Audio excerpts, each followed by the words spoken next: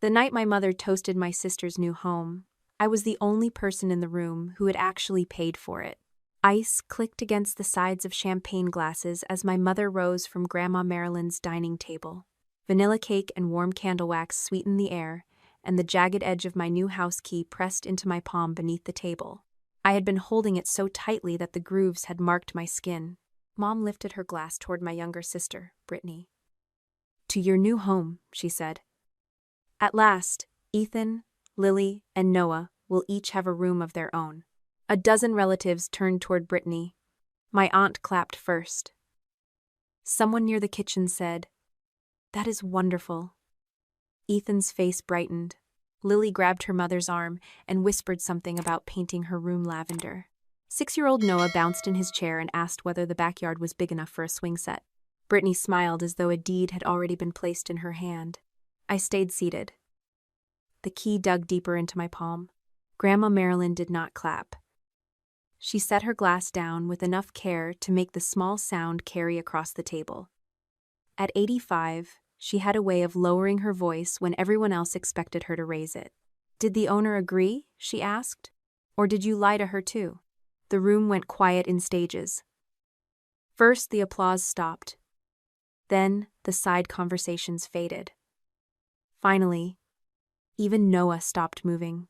Mom looked at me as if Grandma had asked an embarrassing question about someone else's family. I placed the key on the table where everyone could see it. "I never agreed to give anyone my house," I said. "Before I tell you how my parents promised away a 4-bedroom house they did not own, I hope you are doing well. Stay with me, because the truth behind that promise went far beyond family favoritism. And please subscribe to the channel if you enjoy stories about people who finally stop letting relatives decide what they owe." 6 days earlier, I had walked out of a closing office in Wilmington with a folder under my arm and the first house key I had ever owned. The house stood in Juniper Point, a half-finished development outside the city. It had once been the model home for the neighborhood, which meant every visible surface had been designed to make strangers imagine a better version of their lives. The kitchen had pale stone counters, deep drawers that closed without a sound, and windows facing a narrow line of pines. The living room smelled faintly of fresh paint and lemon cleaner. I had paid $468,000 for it. My down payment was 20%. Money I had built slowly through years of automatic transfers, canceled vacations, and living below what my salary could have supported. I still had a mortgage large enough to keep me humble and savings small enough that one serious repair could hurt. That was why the key mattered. The house was not a gift, a windfall, or proof that I had more than I needed. It was the first major decision in my life that belonged only to me. A cloudy plastic tag hung from the key ring. Model 14 had been printed across it in faded black letters.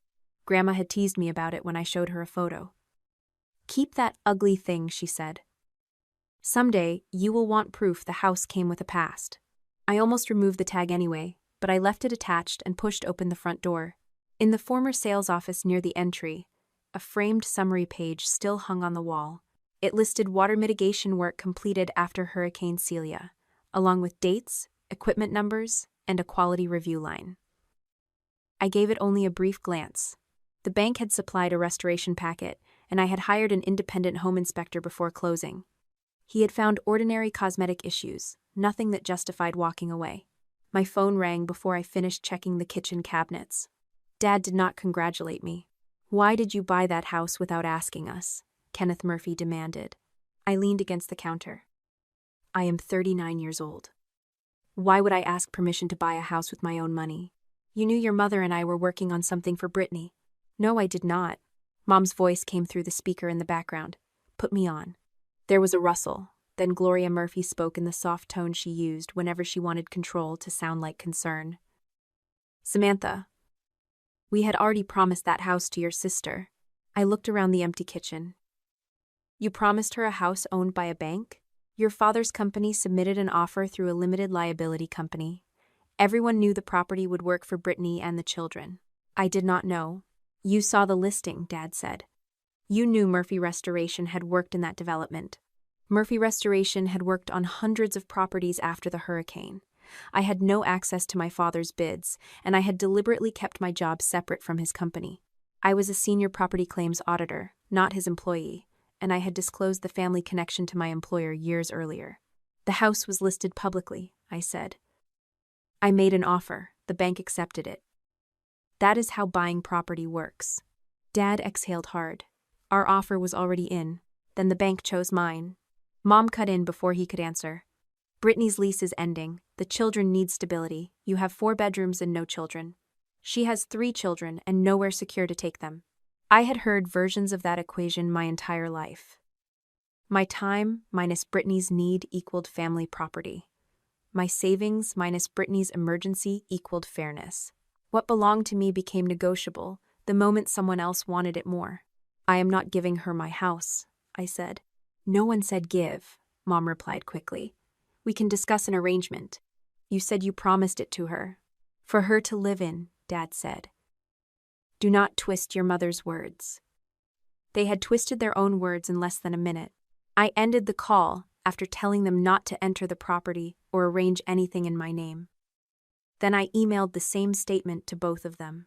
I had learned that conversations with my parents changed shape the moment a third person asked what had been said. The next morning, a delivery truck stopped in front of the house. I was meeting a locksmith when 2 workers unloaded boxes printed with pictures of children's beds. One label read Ethan. Another read Lily. A smaller carton held a blue wooden headboard with Noah written across the packing slip. The driver checked his tablet. Delivery for Gloria Murphy. She does not live here.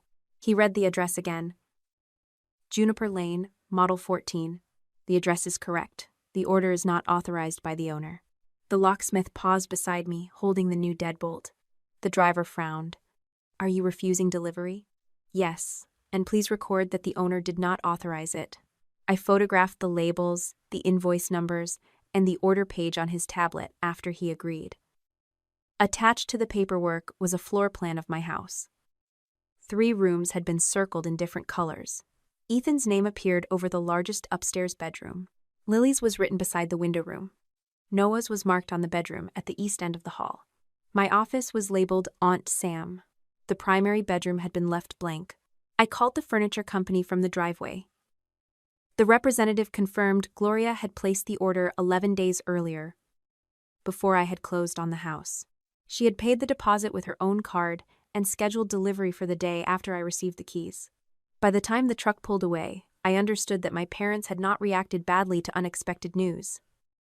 They had built a plan and assumed I would surrender once I discovered it. Brittany arrived 40 minutes later with all 3 children in the back seat. She got out before I could finish speaking with the locksmith. What did you do with their beds? I refused a delivery I did not order. You sent them back? They were never mine to accept. Ethan opened his door, but Brittany turned and told him to stay in the car. Lily leaned between the front seats and waved at me.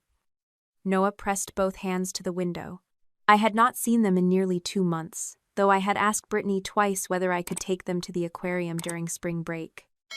Both times she had said they were busy. Seeing them that close and being told, without words, not to approach me hurt more than the furniture order. I walked toward the car anyway, stopping several feet away. Hi guys, I am happy to see you, Lily smiled. Ethan looked from me to his mother before giving a small wave. Noah asked, Can we see our rooms? Brittany's expression tightened. I crouched slightly so Noah could see my face through the open window. Your grandma told you about rooms before she asked me. That was not your fault. But this is my house, and nobody else is moving in. His smile disappeared. I hated that the truth hurt him, but I would not repair an adult lie by telling a child another one. Brittany pulled me away from the car. You could have waited to say that. You brought them to a house you knew I had not offered you. Mom said you would come around. Did I ever tell you that? She crossed her arms. You have 4 bedrooms and no children, Sam. And you have 3 children. That does not make you the owner of my property. Her face flushed. You always make everything sound like a contract. Because you keep making promises with things that belong to me. She told me I cared more about winning than family. I told her the children would never be blamed for what the adults had done, but they were not going inside to choose rooms. Brittany called me cold, returned to her car, and drove away while Lily watched me through the rear window. I changed every exterior lock that afternoon and reset the garage system. Then I saved the delivery photos, invoice numbers, and a copy of my email to my parents in a folder on my personal computer. 6 days later, Mom raised her glass at Grandma Marilyn's birthday and tried to turn the same lie into a family celebration. After I said I had never agreed to give anyone my house, Mom lowered her champagne slowly. "You are making this sound ugly," she said. "Your sister only needs somewhere temporary while she gets back on her feet. That is not what you told her children." Dad leaned forward. "Do you enjoy humiliating your mother?" She announced that my house belonged to Brittany. "We are talking about family," he said. "Not strangers fighting over a business deal. That distinction seems to matter only when you want something from me." A few relatives looked down at their plates. Brittany sat rigidly beside Justin, who had not spoken once. Ethan stared at the candles. Lily kept glancing toward me. Noah had begun pulling apart the paper wrapper from his straw. Mom reached for a new explanation. "We assumed you would let them stay until the school year was settled. You did not ask me. You assumed you could announce it before I refused. Dad called me selfish." I opened the folder I had brought and placed my closing statement on the table. My name appeared beside the purchase price, the loan amount, and the date ownership transferred. "I bought the house on May 12th, I said. Brittany's furniture was ordered before that. I did not authorize the order, the move, or anyone's use of the address." Grandma looked at Mom. "What exactly did you promise before Samantha owned it?" Mom did not answer. Brittany would not meet my eyes. The next morning, an automated email arrived from the county school enrollment portal. It did not approve anything. The application status read, "Pending residency verification." Below it were the names Ethan Cole, Lily Cole, and Noah Cole, followed by my new address. The application had been submitted 4 days before I closed on the house.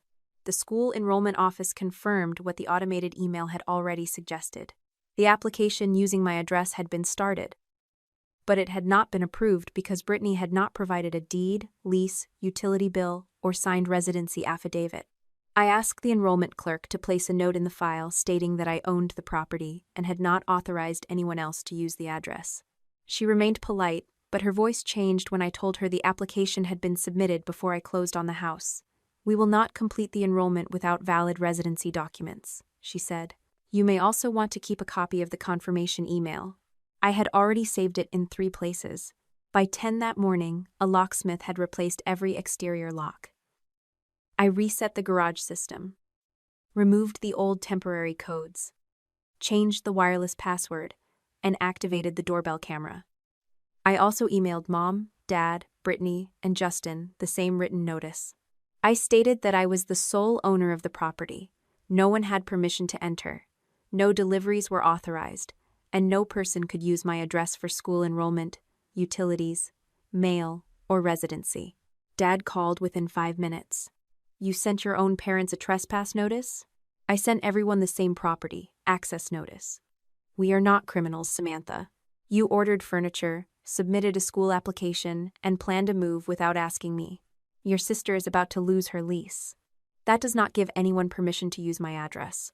He told me that I had become impossible to talk to since I started auditing property claims for a living.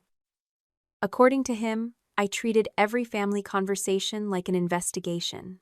"You make people prove everything," he said. "When people tell the truth, that usually is not a problem." He ended the call after warning me not to embarrass the family again. I saved the call time in my notes, though I had not recorded the conversation. At that point, I was still treating the dispute as a boundary problem. I wanted a clear written record because my parents had a habit of rewriting conversations, not because I believed I was documenting anything larger. The following afternoon, my phone alerted me that someone was standing near the garage. I opened the live doorbell feed and saw Justin at the side of the house. He wore work boots and a Murphy Restoration polo shirt. A tape measure hung from his belt. He entered numbers into the garage keypad. The red light flashed. He tried again. When the door did not move, he stepped back and looked toward the utility side of the house. Then he walked along the wall, studying the lower siding and the narrow window beside the laundry room. I pressed the microphone button. "Justin, you do not have permission to be there." He stopped and looked toward the camera. I'm just measuring. Measuring what? The rooms. Brittany wants to know what furniture will fit. I already refused the furniture delivery. That does not mean the kids cannot plan. It means none of you are moving in. His jaw tightened. Your dad said we could at least look at the work that needs doing. What work? He glanced toward the east side of the house before answering. Nothing major. That end room needs a little attention. I could fix it before the kids move in. I have not authorized you to inspect or repair anything. Sam, I do this for a living. That is exactly why you know you need the owner's permission. He muttered something I could not hear and returned to his truck. Before leaving, he looked once more toward the utility window. I downloaded the footage, saved the original file, and emailed Justin a summary of what had happened. I wrote that he had attempted to use an old garage code after receiving written notice that he did not have access. I told him that if he returned without permission, I would report the incident as trespassing. I copied Brittany. Her reply arrived almost immediately. He was only trying to help. I answered with one sentence. Help begins after someone asks for it. I did not contact the police. Justin had not forced a door, damaged the property, or entered the house. A dramatic confrontation would have created more noise than protection. I needed him to know the boundary was documented and that the next violation would not be treated as a misunderstanding. That evening, I went through the house room by room. The place still looked like a model home. Sunlight stretched across the pale wood floors. The kitchen drawers closed softly. Every door frame appeared straight, and the white walls looked almost untouched. The east hallway felt different. The paint smell was stronger there, sharper than in the living room. At first, I blamed the closed doors and poor circulation. Then I noticed the baseboard beside the smallest bedroom had bowed slightly away from the wall. I crouched and pressed it with one finger. The trim moved. Near the laundry room, one section of flooring gave under my weight with a soft flex. It was not enough to buckle or crack, but it felt different from the boards around it. The east bedroom was cooler than the rest of the second floor. The air had a damp heaviness beneath the paint smell, though there were no visible stains. I pulled up the inspection report from before closing. The inspector had checked the accessible walls, ceilings, plumbing fixtures, crawl space, roof, electrical panel, and heating and cooling system. His moisture readings had not shown an active problem. The report also stated that the inspection was visual and non-invasive. He had not removed fixed cabinets, baseboards, or drywall. I called him rather than inventing an accusation. He remembered the house because it had been a model. He said the surfaces he tested had been within normal range on the day of inspection. The air conditioning had been running, and portable dehumidifiers had been operating because the property had been empty. If the issue is behind a sealed wall cavity, I would not have seen it without a visible sign or an elevated reading at an accessible point, he said. A home inspection is not destructive testing. His explanation made sense. It also meant a clean inspection did not tell me what was inside the wall. Dad arrived the next morning with Justin. They did not attempt to enter. They waited on the front porch until I opened the door, which I took as proof that the written notice had worked. Dad held a thick binder under one arm. Justin carried a framed page I recognized from the former sales office near the entrance. This should end the paranoia, Dad said. I did not invite them farther than the front room. Justin placed the framed page on the counter. The heading read, Final Drying Verification and Moisture Clearance Summary. It listed the affected areas, drying dates, equipment serial numbers, and a final quality review line. This property was cleared, Justin said. Every affected area reached the target drying standard. I studied the layout. The headings, spacing, and review section looked familiar. 4 years earlier, when I had worked briefly as a compliance coordinator for Murphy Restoration, I had designed a verification template for internal training. It was meant to make field documentation more consistent. The page in front of me was a later version of that template. Where's the full binder? I asked. Dad lifted the one he carried. Right here. I want a copy. You do not need company records. You brought company records to prove the house was handled correctly. I brought enough for you to stop insulting the people who know this work better than you do. I reached for the binder, but he pulled it back. I could see only the summary sheet and part of an equipment list. I photographed both before he closed the cover. Justin pointed to the framed page. The developer displayed that in the sales office because buyers kept asking about the hurricane repairs. It has been here for more than a year. That explains why it was framed, I said. It does not explain why you will not give me the supporting records. Dad's mouth tightened. Because the records belong to Murphy Restoration. The repair history concerns a house I own. The bank sold it as is. If you want to tear into perfectly good walls because you are angry with us, that is your decision. Do not expect my company to pay for it. I had not asked his company to pay. I asked which room had suffered the most water intrusion. Justin answered too quickly. The east bedroom and utility wall, but both were dried. The same wall he had walked around the day before. Dad opened the binder again and tapped the equipment list. The machines ran until the readings stabilized. Justin supervised the site. I signed off. That should be enough. It was not enough, but arguing would not create the missing records. Leave a copy of the binder, I said. No. Then take everything with you. Dad stared at me as if he expected me to soften. When I did not, he gathered the framed summary page and walked out. Justin followed, but before leaving, he glanced toward the east hallway. It was the third time I had seen his attention return to that part of the house. That afternoon, Laura Hayes arrived with 2 equipment cases, and the calm manner of someone accustomed to entering homes where people wanted certainty she could not honestly give. Laura was an independent environmental consultant. I had worked with firms like hers through my job, but I had never hired her before and had no professional relationship that could compromise her assessment. I showed her the bowed baseboard, the soft flooring, the east bedroom, and the photographs I had taken of the summary page. She began with non-invasive screening. She took surface moisture readings at multiple heights, checked humidity and temperature, and used thermal imaging to identify patterns worth investigating. A cooler area appeared behind the east bedroom wall, extending toward the utility closet. That does not prove mold, Laura said before I could ask. Thermal differences can have several causes. It tells us where to investigate carefully. The surface readings near the baseboard were higher than those in the rest of the house, though not high enough for her to make a final conclusion. The relative humidity in the east room was also elevated. Could the inspection before closing have missed this? I asked. Yes. Conditions change, and concealed cavities can behave differently from exposed surfaces. Running dehumidifiers can also lower the room reading without resolving moisture trapped behind materials. She opened the utility closet but did not remove any wall panels. On a lower shelf, behind a coil of unused cable, sat a small gray device with a blank screen. I had assumed it belonged to the former sales staff. Laura picked it up by the edges and read the label. This is a data logging thermohygrometer. It looks dead. The battery is dead.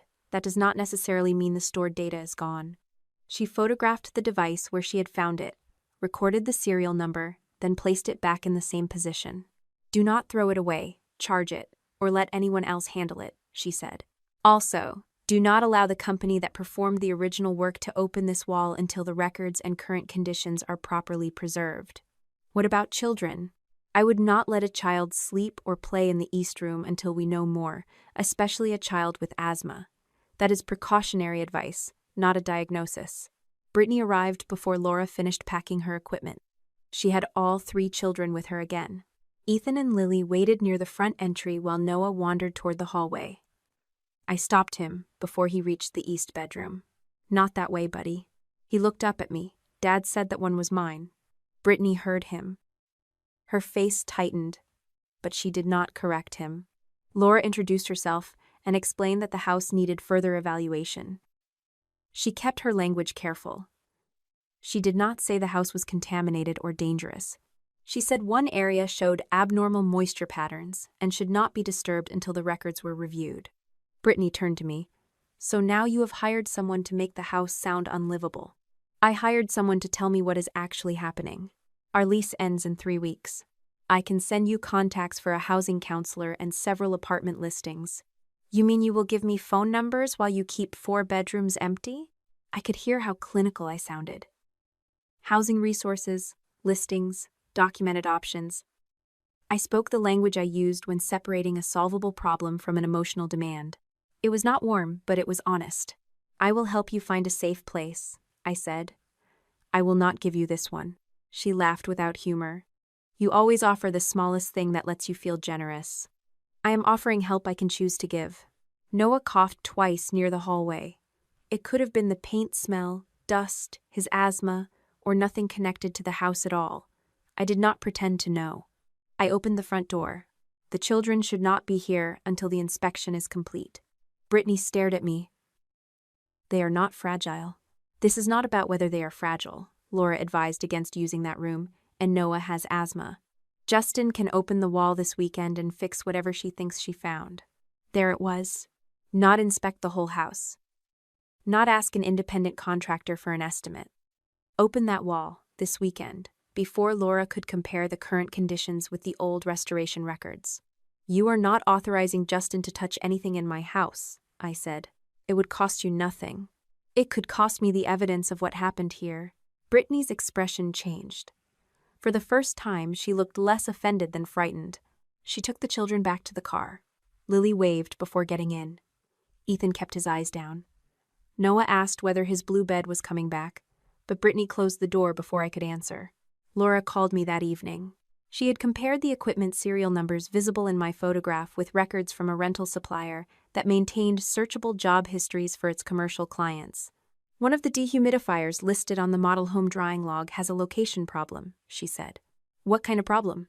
"The log says it was operating at your house on September 22nd. The rental record shows the same serial number checked in at another job across the county that morning." I sat at my apartment table with the house key beside my laptop. "That could be a clerical error." "It could," Laura said, "but equipment cannot dry two houses at the same time." The house had not failed an inspection. Someone had built a record designed to make it look as though the work had been completed. Laura sent me the rental records before breakfast the next morning. The first page listed the dehumidifier serial number from the summary Dad had brought to my house. The second page showed that same machine checked in at a waterfront condominium across the county on September 22nd. Murphy Restoration's log claimed it had continued running inside Model 14 through the evening of September 23rd. A second air mover had the same problem. According to the completion summary, it had remained in my east bedroom for 3 days after the rental company recorded it at another job. I read the pages twice before calling Laura. "Could the rental company have entered the wrong serial number?" I asked. "It is possible," she said. "That is why this is a discrepancy, not a conclusion." But two conflicting serials make a clerical mistake less convincing. Could Murphy Restoration have owned another machine with the same number? No, manufacturer serials are unique. Laura reminded me not to contact my employer's claims department or search any internal system. The property had passed through insurance work, and even an innocent search could later be framed as misuse of confidential data. I had already reached the same conclusion. I forwarded the seller packet, Laura's findings, and my own photographs to the attorney I had retained after Justin tried my garage code. Then I wrote a short timeline, beginning with the date Dad's limited liability company submitted its offer and ending with the rental discrepancy. I did not accuse anyone of fraud. I wrote only what each document could prove. That restraint mattered less to my family than I expected. By noon, Aunt Denise called to ask why I was suing my parents over a house repair. A cousin sent me a screenshot of a family group chat I had not been included in. Mom had written that I was using my professional position to manufacture defects, force the bank into a settlement, and make my parents look dishonest because they had tried to help Brittany. Brittany posted something less specific and more effective. "Some people have empty rooms and still choose to watch 3 children lose their school and their sense of home. Money can buy a house, but it cannot buy a heart." She did not name me. She did not need to. Relatives filled the comments with prayers, angry faces, and offers to help the children. One woman from Mom's church wrote that families should never need a contract to care for one another. I saved screenshots before responding. The house is privately owned, no move was ever authorized, and one area is under independent safety review. No child has been denied a home by me. Please do not use the children to spread claims that are not true. I posted it once and turned off notifications. My correction was accurate, but it did not compete well with Brittany's photograph of 3 children beside packed boxes. Facts required attention. Gloria's version required only outrage.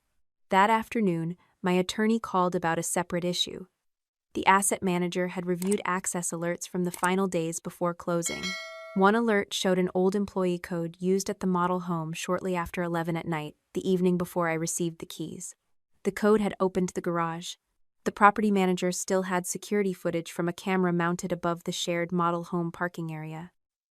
With the asset manager's permission, my attorney obtained a preserved copy. The man in the video was not Justin. He wore a dark work jacket and a baseball cap pulled low. He entered through the garage, remained inside for 12 minutes, then came out carrying a dented metal file box. Before crossing the parking lot, he looked directly toward the camera. I recognized him from an old Murphy Restoration staff photograph. Cody Baker had managed field crews when I worked briefly for my father. He had been competent, quiet, and almost aggressively private. Dad fired him less than a year after I left. When I sent the still image to Justin and asked whether he could identify the man, he answered within 3 minutes. Cody, he stole materials when Dad fired him. You should call the police.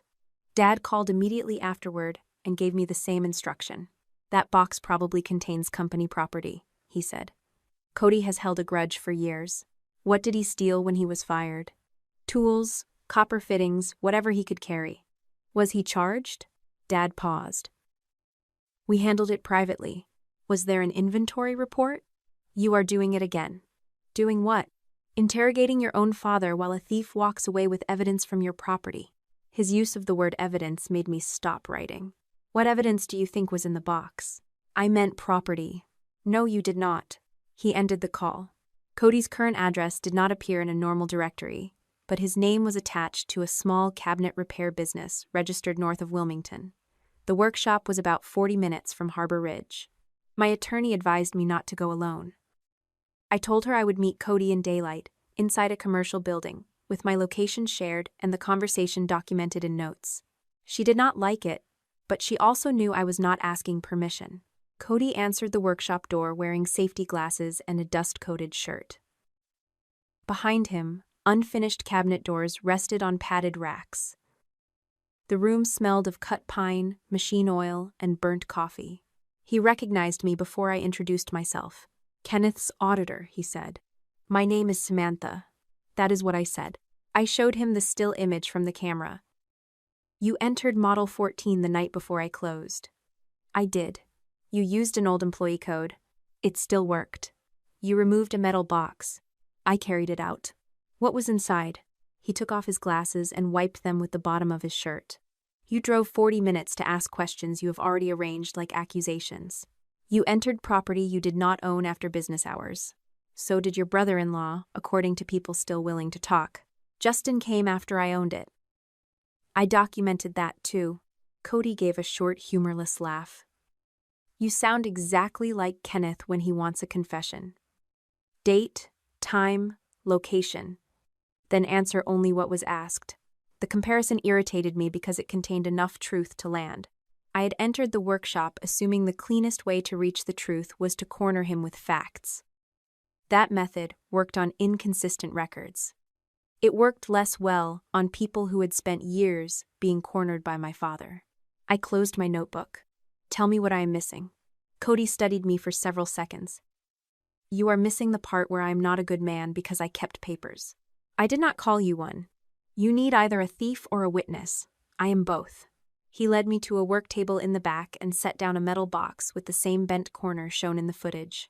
Inside were 3 field notebooks, printed photographs, copied drying sheets, and 2 small storage drives sealed in plastic bags. Cody did not let me touch them. After the hurricane, your father took more jobs than the company had machines or crews to handle, he said. Model 14 was supposed to stay open until the east wall and utility cavity tested dry. Kenneth moved the equipment to a hotel job because that contract paid a rush premium. Justin supervised the model home. Justin followed the bonus. Cody opened a notebook to a page dated September 21st, 2 years earlier. His handwriting was narrow and crowded. The entry listed elevated readings along the east wall and a recommendation to remove more drywall. Below it, in darker ink, someone had written close and release. Whose handwriting is that? Kenneth's. Can you prove it? I can say I watched him write it. Whether anyone believes me is another issue. He showed me printed photographs of exposed framing. Dark watermarks climbed several inches above the bottom plate. Each photograph had a date, time, and job code printed along the edge. Why were these records still in the garage?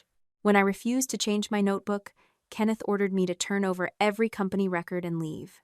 I copied what I could, put the notebook I owned, and the copies in my personal field box, and hid it behind the model home staging shelves. I thought I would return after I found a lawyer, but you waited almost 2 years. I had a mortgage, a wife recovering from surgery, and every contractor in the county knew your father. Kenneth did not have to threaten me. He only had to tell people I stole from him. Did you take anything that belonged to the company? I took 2 battery packs when I left. I was angry. That gave Kenneth one true fact to wrap around a much larger lie. Cody admitted he had entered the garage without permission because he saw the pending sale and knew the new owner would change the code or clear the shelves. He had not contacted the bank, the insurer, or a licensing board.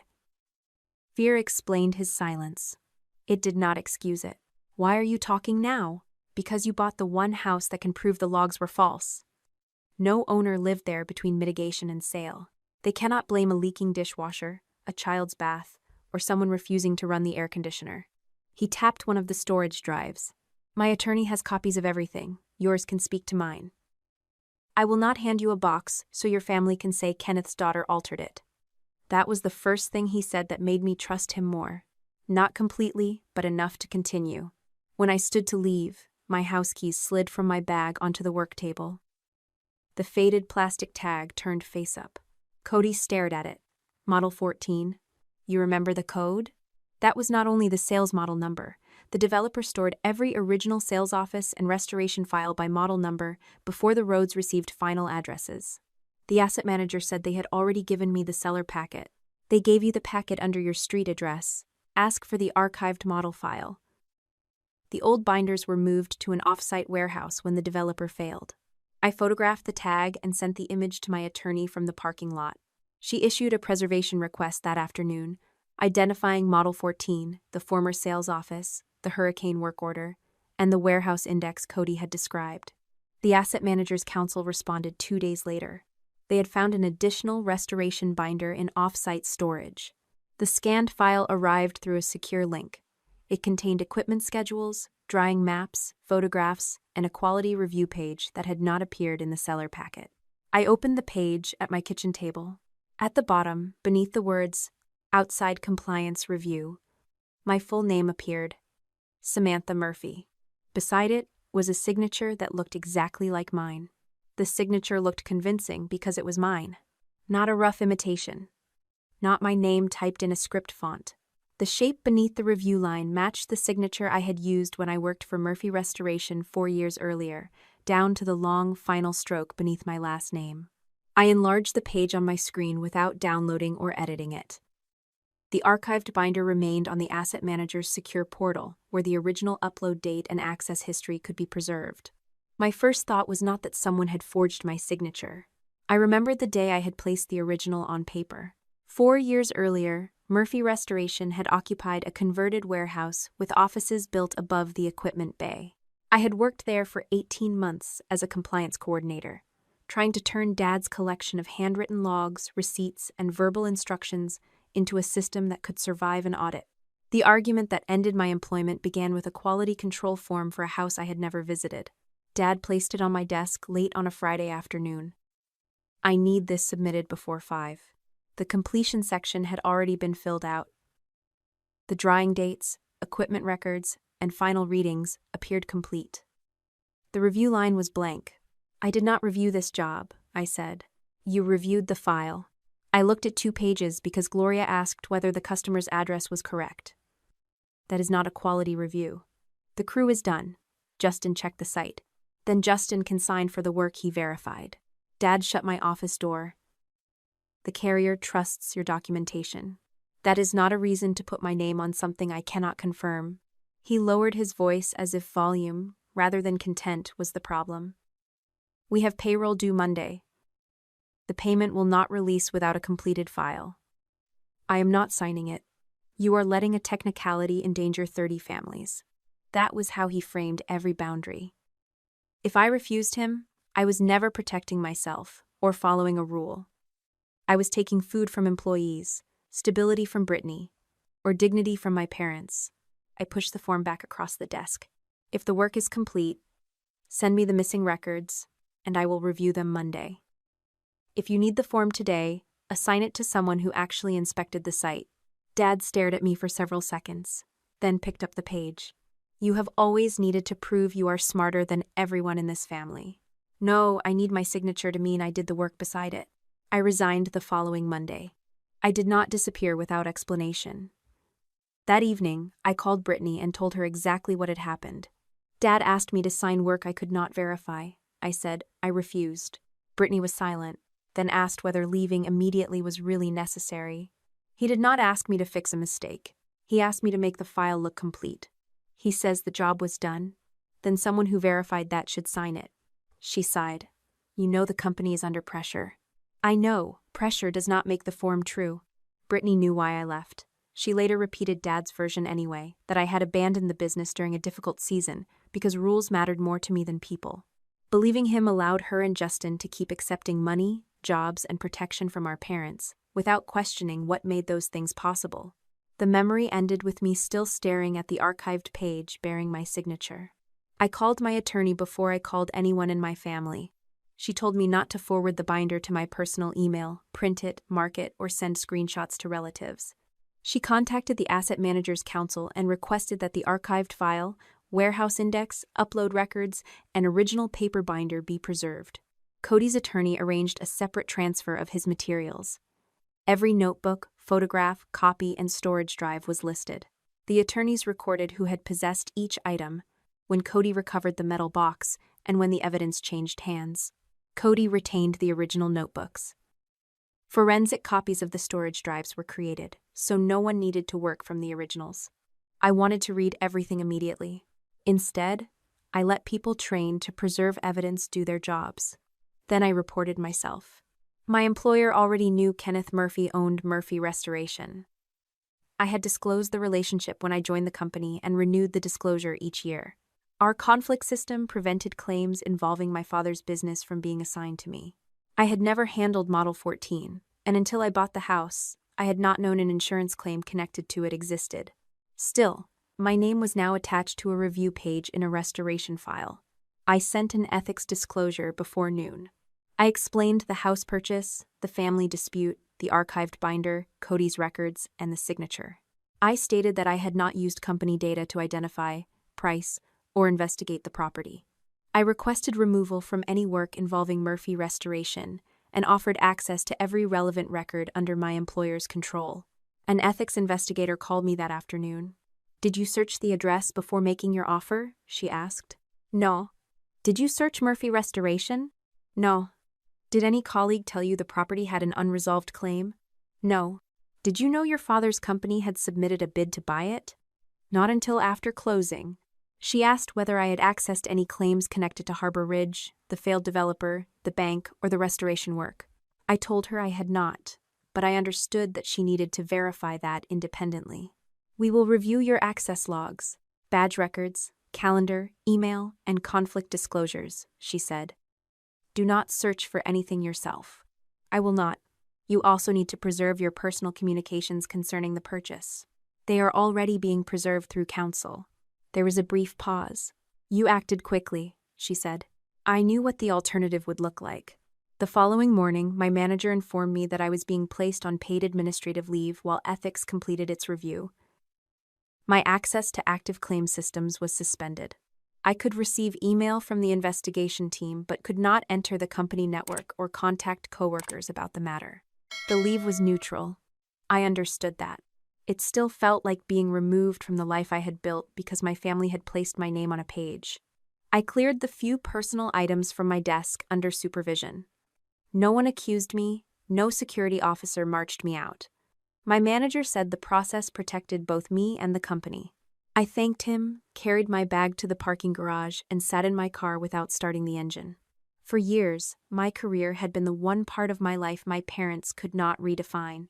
They could call me cold, selfish, or disloyal, but my work had records, rules, and people who knew what I had done. Now their version of me had entered that system too. Mom called before I left the garage.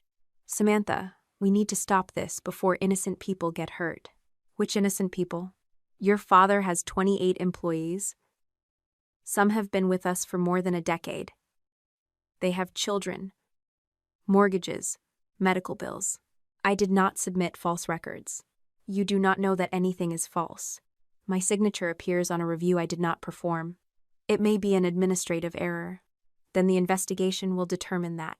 Her voice softened. "Investigations destroy businesses even when no one did anything wrong. Using my name could destroy my career. You are on paid leave." I had not told her. "How do you know that?" "Brittany heard it from Justin. Your father had to explain why the insurer was asking questions." "My employer has not contacted Dad." "Maybe not yet." I wrote down the time of the call. Mom continued in the careful tone she used when approaching the real purpose of a conversation. "Come to the house tonight. Just you, your father, and me. We can correct the misunderstanding before lawyers turn it into something none of us can control." "What are you proposing?" "We need to speak as a family. Send the proposal in writing." She hesitated. "You want your mother to email you before we can have a conversation? If you want me to take an action concerning the investigation or the house, put it in writing." Her tone warmed. She thought I was considering a deal. "All right," she said. "Your father and I will explain everything." After she hung up, I saved my notes with the rest of the timeline. My attorney arranged for a forensic document examiner to review the signature pages. The initial examination was limited. The expert did not yet have every original document, and she would not make a final conclusion from compressed PDF copies. She could identify a pattern. 3 review forms from the archived binder contained signatures with the same tiny gray mark near the first letter of my last name. The final stroke ended with the same pixel break in each file. Natural signatures varied. These did not. "They appear to contain the same source image," she explained. "The image has been resized, but the internal defects remain identical." I remembered the training template I had created at Murphy Restoration. It included one completed sample page bearing my signature, used to show staff where reviewers should sign. Gloria had maintained the training files. She had also managed user accounts and the shared office mailbox. The ethics investigator called the next day with another finding. My old Murphy Restoration address had never been fully deleted. Messages sent to it no longer reached me, but the address remained active as an alias connected to a general compliance mailbox. "An alias does not prove someone impersonated you," she warned. "We still need server records, mailbox permissions, and messages." Who controlled the mailbox? That is one of the questions. Gloria did when I worked there. "We will verify current access through the proper process." I wanted to call Mom and demand an answer. Instead, I gave the information to my attorney. The temptation to confront people was strongest when I knew enough to be angry, but not enough to prove what had happened. I had made that mistake before. I was not going to warn Gloria, which records mattered while the evidence was still being preserved. That evening, the written proposal arrived from Mom's personal email. She described it as a temporary family resolution. Brittany and the children would be permitted to occupy the house for 6 months. Justin would perform any necessary repairs at no cost to me. I would pause the environmental inspection and withdraw any complaints against Murphy Restoration. In return, Dad would contact my employer and clarify that my name had appeared in the file as part of an old internal process, not because I had done anything improper. Mom ended the message by saying the arrangement would protect my career, keep 28 people employed, and prevent 3 children from becoming homeless. I forwarded it to my attorney without responding. Before she could call me, a formal complaint reached my employer. Murphy Restoration alleged that I had used confidential insurance information to identify a distressed property, purchase it below market value, and create a dispute intended to pressure the company into paying for renovations. The complaint included my closing date, job title, family relationship, and several claims about internal information I had supposedly accessed. None of those claims came with access records. The ethics team treated the complaint seriously because they had to. They added it to the investigation and requested the original electronic file from Murphy Restoration, rather than relying only on the copy attached to the email. The next afternoon, the ethics investigator called. "The complaint does not establish that you accessed anything," she said. "But the attachment has useful metadata." "What does it show?" "The PDF was created 9 days before the asset manager released the archived binder containing your signature." I opened my timeline. 9 days earlier placed its creation, before Cody spoke to me, before the warehouse file was found, and before I had reported the signature to my employer. Could the date be wrong? It could be altered. We are verifying it against the source email and the system that created the document. At this point, it tells us the complaint may have been prepared earlier than Murphy Restoration claims. Dad called while I was still speaking with her. I let it go to voicemail. His message was brief. "Stop the inspection. Let Justin handle the wall. Give Brittany temporary access, and we will explain to your company that you were never involved. Keep pushing, and we cannot protect you from what those files say." I sent the voicemail to my attorney. Later that week, the ethics team completed its first comparison of the review forms produced through counsel. My access logs were still being checked, and no final conclusions had been issued. The investigator asked me to join a secure video call. She placed one of the signature pages on the screen, followed by another from a different property. Then another. Each carried my name. Each claimed I had performed an outside compliance review after I had left Murphy Restoration. "The same source signature image appears on at least 7 claims," she said. "All 7 were submitted after your employment with the company ended. 7 claims carried my name, and none of them matched a day when I could have performed the review." The ethics investigator warned me that the finding was preliminary. A duplicated signature image did not automatically prove who had inserted it, and a suspicious date did not explain the entire file. Still, the review had changed direction. I was no longer only defending myself against an allegation. My employer was trying to determine how my identity had entered claims I had never touched. 2 days later, my attorney arranged a meeting at a neutral conference room in another law office. My parents had requested it through their counsel after I forwarded Mom's so-called family resolution to ethics. I agreed, because I wanted to hear what they would say when every person in the room understood the conversation was formal. Dad arrived in a dark suit he usually reserved for bank meetings and funerals. Mom wore cream-colored slacks and carried a leather folder. Brittany came without Justin, though his attorney joined by video. My parents' lawyer sat beside them with a legal pad open in front of him. My attorney had told me not to argue about morality. We were there to clarify their proposal, not persuade them to become different people. Dad began before anyone formally introduced the purpose of the meeting. "This has gone far enough," he said. "Samantha has already damaged the company's reputation, and now employees are asking whether their jobs are safe." My attorney looked at him. "The meeting concerns the proposal your wife sent, not a general discussion of blame." Mom slid a printed copy of her email across the table. "The proposal is simple. Brittany and the children need the house temporarily. Justin can address the minor issue in the east wall at no charge. Samantha suspends further invasive testing, and everyone withdraws the complaints that have created this mess." "There is no invasive testing scheduled," I said. "The wall has not been opened." "Then there is nothing to suspend," Brittany replied. "There is an independent assessment underway." Dad leaned toward me. "You know Justin can handle that room in one afternoon." "I know he attempted to enter my garage after I told him he had no permission. He tried an old code. He did not break in. He came with a tape measure and later said he wanted to open the same wall that showed abnormal readings." Mom raised one hand. "This is exactly why we need an agreement. Every ordinary action is being interpreted as evidence." My attorney asked the question that mattered. "What specifically will Murphy Restoration do if Samantha permits access and pauses her inspection?" Dad's lawyer answered carefully. "The company would notify her employer that any appearance of her name in historical records resulted from legacy administrative practices. Murphy Restoration would withdraw its concern that she used private claim information to acquire the property." "Concern?" I asked. "Your complaint accused me of professional misconduct." Dad's lawyer did not look at me.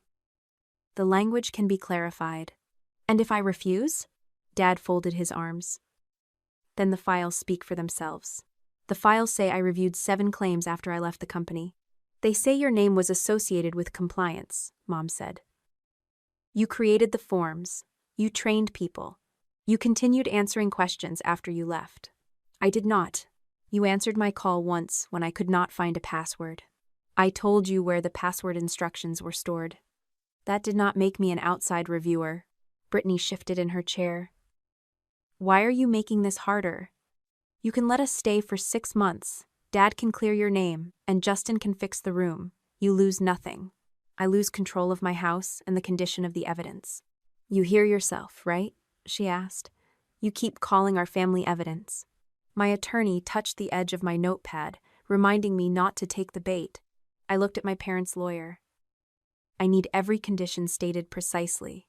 Who occupies the property, for how long, who receives access, what work is permitted, which complaint is withdrawn, and what statement Murphy Restoration sends my employer. Mom's expression relaxed slightly. She thought detail meant negotiation. Put the full proposal in writing, I said, including what happens if I do not agree. Dad looked at Mom, and she gave him the smallest nod. We can do that, she said. The meeting ended without my granting anyone access, pausing any investigation, or promising Brittany a place to live. Mom sent the revised document that evening under the subject line, Family Resolution Confidential. It was more useful than I'd expected. The proposal required me to grant Brittany, Justin, and the children immediate occupancy for 6 months, with an option for the family to extend the arrangement. Justin would receive permission to remove and replace materials in the east bedroom and utility wall. I would terminate Laura's assessment, withdraw any complaint to a licensing authority, and instruct my attorney not to contact other insurers or property owners. In exchange, Murphy Restoration would retract its complaint to my employer and provide a statement saying my name had appeared in company records because of an internal administrative misunderstanding. The final paragraph stated that if I rejected the agreement, Murphy Restoration would preserve all rights to defend itself by establishing my continuing historical role in compliance oversight. The language was polished, but the exchange was plain. Give them the house, let Justin open the wall, stop asking questions. Then they would stop accusing me of misconduct. I forwarded the document to my attorney and the ethics investigator. I did not reply to Mom. The next morning, the investigator called with the first piece of good news I had received since the signature appeared. We completed the initial review of your internal access history, she said. There is no record that you searched the model home address, the developer, the bank's asset manager, or Murphy Restoration before you submitted your purchase offer. I gripped the phone more tightly. What about related claims? We found no access that would have given you non-public information about the property. Your conflict restriction also prevented those files from appearing in your normal assignment queue. So the complaint is disproven? The allegation that you used our system to identify the property is unsupported by the logs. We still need to complete the review because your name appears on multiple external claim documents. Will I return to work? Not yet. Paid leave continues until we finish the conflict review and confirm the scope of the false review records. It was not a complete victory, but it restored something important. The systems I had worked within for years showed that I had not abused them. My parents' accusation depended on people believing there must be hidden access somewhere. The access logs did not care what Gloria believed, what Dad claimed, or how many relatives shared Brittany's post. They showed what I had opened and what I had not. I should have let the formal process continue without interfering. Instead, I called Brittany. I told myself I was not confronting her. I wanted to understand whether she had ever seen my old training signature or heard Gloria discuss the compliance mailbox. I believed asking before the investigation widened might give her a chance to tell the truth without being cornered by lawyers. That was the explanation I gave myself. The real reason was that I wanted one person in my family to look at the evidence and admit what it meant. We met at a coffee shop near Brittany's apartment.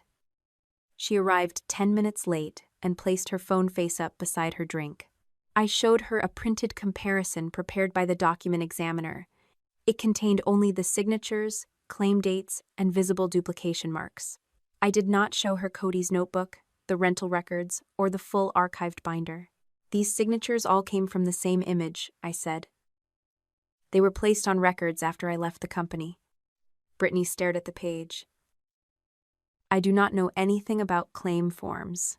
You worked in Mom's office during tax season. I filed receipts. Did you ever see the old training template? I filed hundreds of things. Did Mom keep my former email address active? How would I know? Did Justin ever mention using my name on compliance reviews? Her expression hardened. You said this was not an interrogation. I did not say that. You asked me to have coffee and then placed evidence on the table. I am asking what you know. You are asking questions in a way that assumes I am lying. I heard my father's description of me in her complaint. Date, time, person responsible. I had arrived with a comparison chart and expected honesty to emerge because the pattern was obvious. I am not saying you created these, I said. I am trying to understand whether you heard anything. She pushed the page back toward me. Justin said your name was still on old forms because you designed the system, that is all. When did he say that? There you go again. Before or after I bought the house? I do not remember. Did Mom tell you the company could clear my name if I let you move in? Her cheeks reddened. She said the whole thing could be fixed if you stopped treating everyone like criminals. The proposal connects your occupancy to withdrawing a professional complaint. I did not write it, but you were in the meeting asking me to accept it. She stood and picked up her phone. I came because I thought maybe you wanted to talk like sisters. I did. No, you wanted a witness. She left before I could answer. Through the window, I watched her sit in her car without starting it. She made a call almost immediately. I could not hear the conversation, but I did not need to imagine who she called. I had warned her that the signature pattern existed and that investigators were looking at the old email system. My attorney was direct when I told her. You showed Brittany an active forensic finding? A limited comparison. And she has contact with Gloria and Justin. Yes. Then assume they now know exactly which records are under scrutiny. She did not lecture me. She did not need to. I had done what I often criticized in other people. I had acted to relieve emotional pressure without considering how the action changed the evidence environment. The mistake did not erase the preserved binders, Cody's materials, or the metadata already secured by my employer. It did give Gloria time to react. Cody called the following morning. A former crew coordinator contacted me, he said. Gloria has people cleaning old digital folders. What does cleaning mean? Deleting duplicate job files, closing unused email addresses, and archiving former employee material. That is what she is calling it. Does he have proof? He received a written instruction to purge legacy compliance folders. He is afraid to forward it from the company system. I contacted my attorney before asking Cody for anything else. She issued an expanded preservation demand to Murphy Restoration and its counsel. The demand identified the former compliance alias, the hosted email system, the document platform, claim folders connected to my name, and any deletion or retention records. She explained the limit clearly. A preservation demand puts them on notice that relevant information must not be destroyed, she said. It does not give us authority to enter their system, seize devices, or read private files. Then how do we know what they deleted? We may not know immediately. Your employer has contractual audit rights over files submitted on its claims. The licensing board can request records through its complaint process and issue subpoenas when appropriate. We preserve first, then obtain access lawfully. My employer's special investigations and vendor audit teams had already opened a review because the 7 claim files included work billed to affiliated carriers. Under the restoration company's vendor agreements, the insurers could demand supporting documentation for work submitted for payment. That did not give them every private record Murphy Restoration owned. It gave them access to specific claim files, equipment logs, invoices, subcontractor documentation, and communications tied to the billed work. My attorney also submitted a complaint package to the state licensing board. It included the conflicting equipment records, the archived binder, Cody's notebook excerpts, the signature comparison, and the written family proposal. The board acknowledged receipt and instructed Murphy Restoration to preserve relevant records pending review. A formal subpoena followed for specified electronic files and account history data. By then, Gloria had already attempted the cleanup. The hosted email provider retained administrative audit logs even when users deleted mailboxes or aliases. Those logs did not reveal every deleted message on their own, but they recorded who had accessed the control panel, what account had been changed, and when the action occurred. The former compliance alias connected to my name had been removed the morning after I met Brittany. 3 folders containing my name were deleted from the document platform within the next 2 hours. The administrator account used for both actions belonged to Gloria.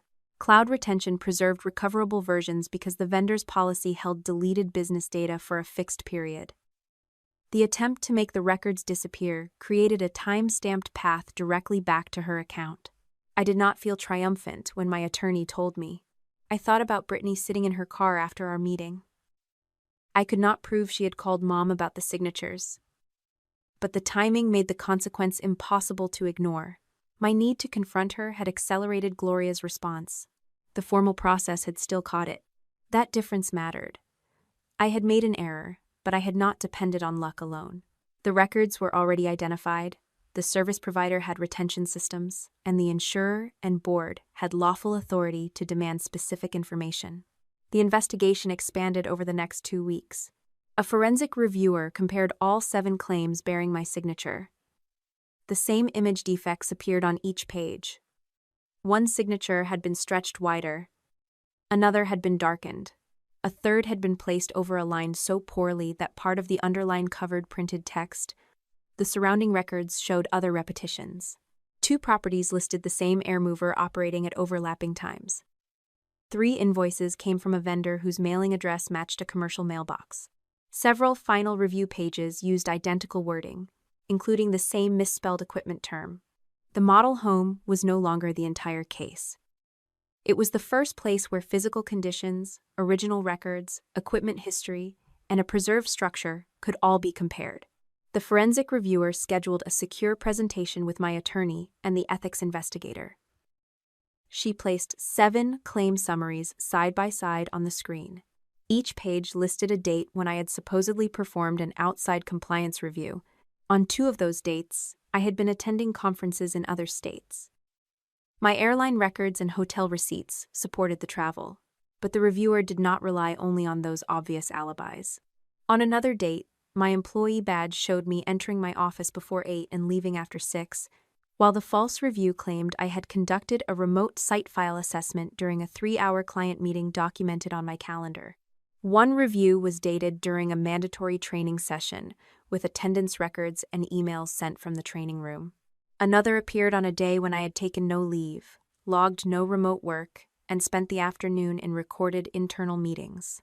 For the remaining 2, email metadata and system activity showed a normal workday with no contact, access, or file transfer connected to Murphy Restoration.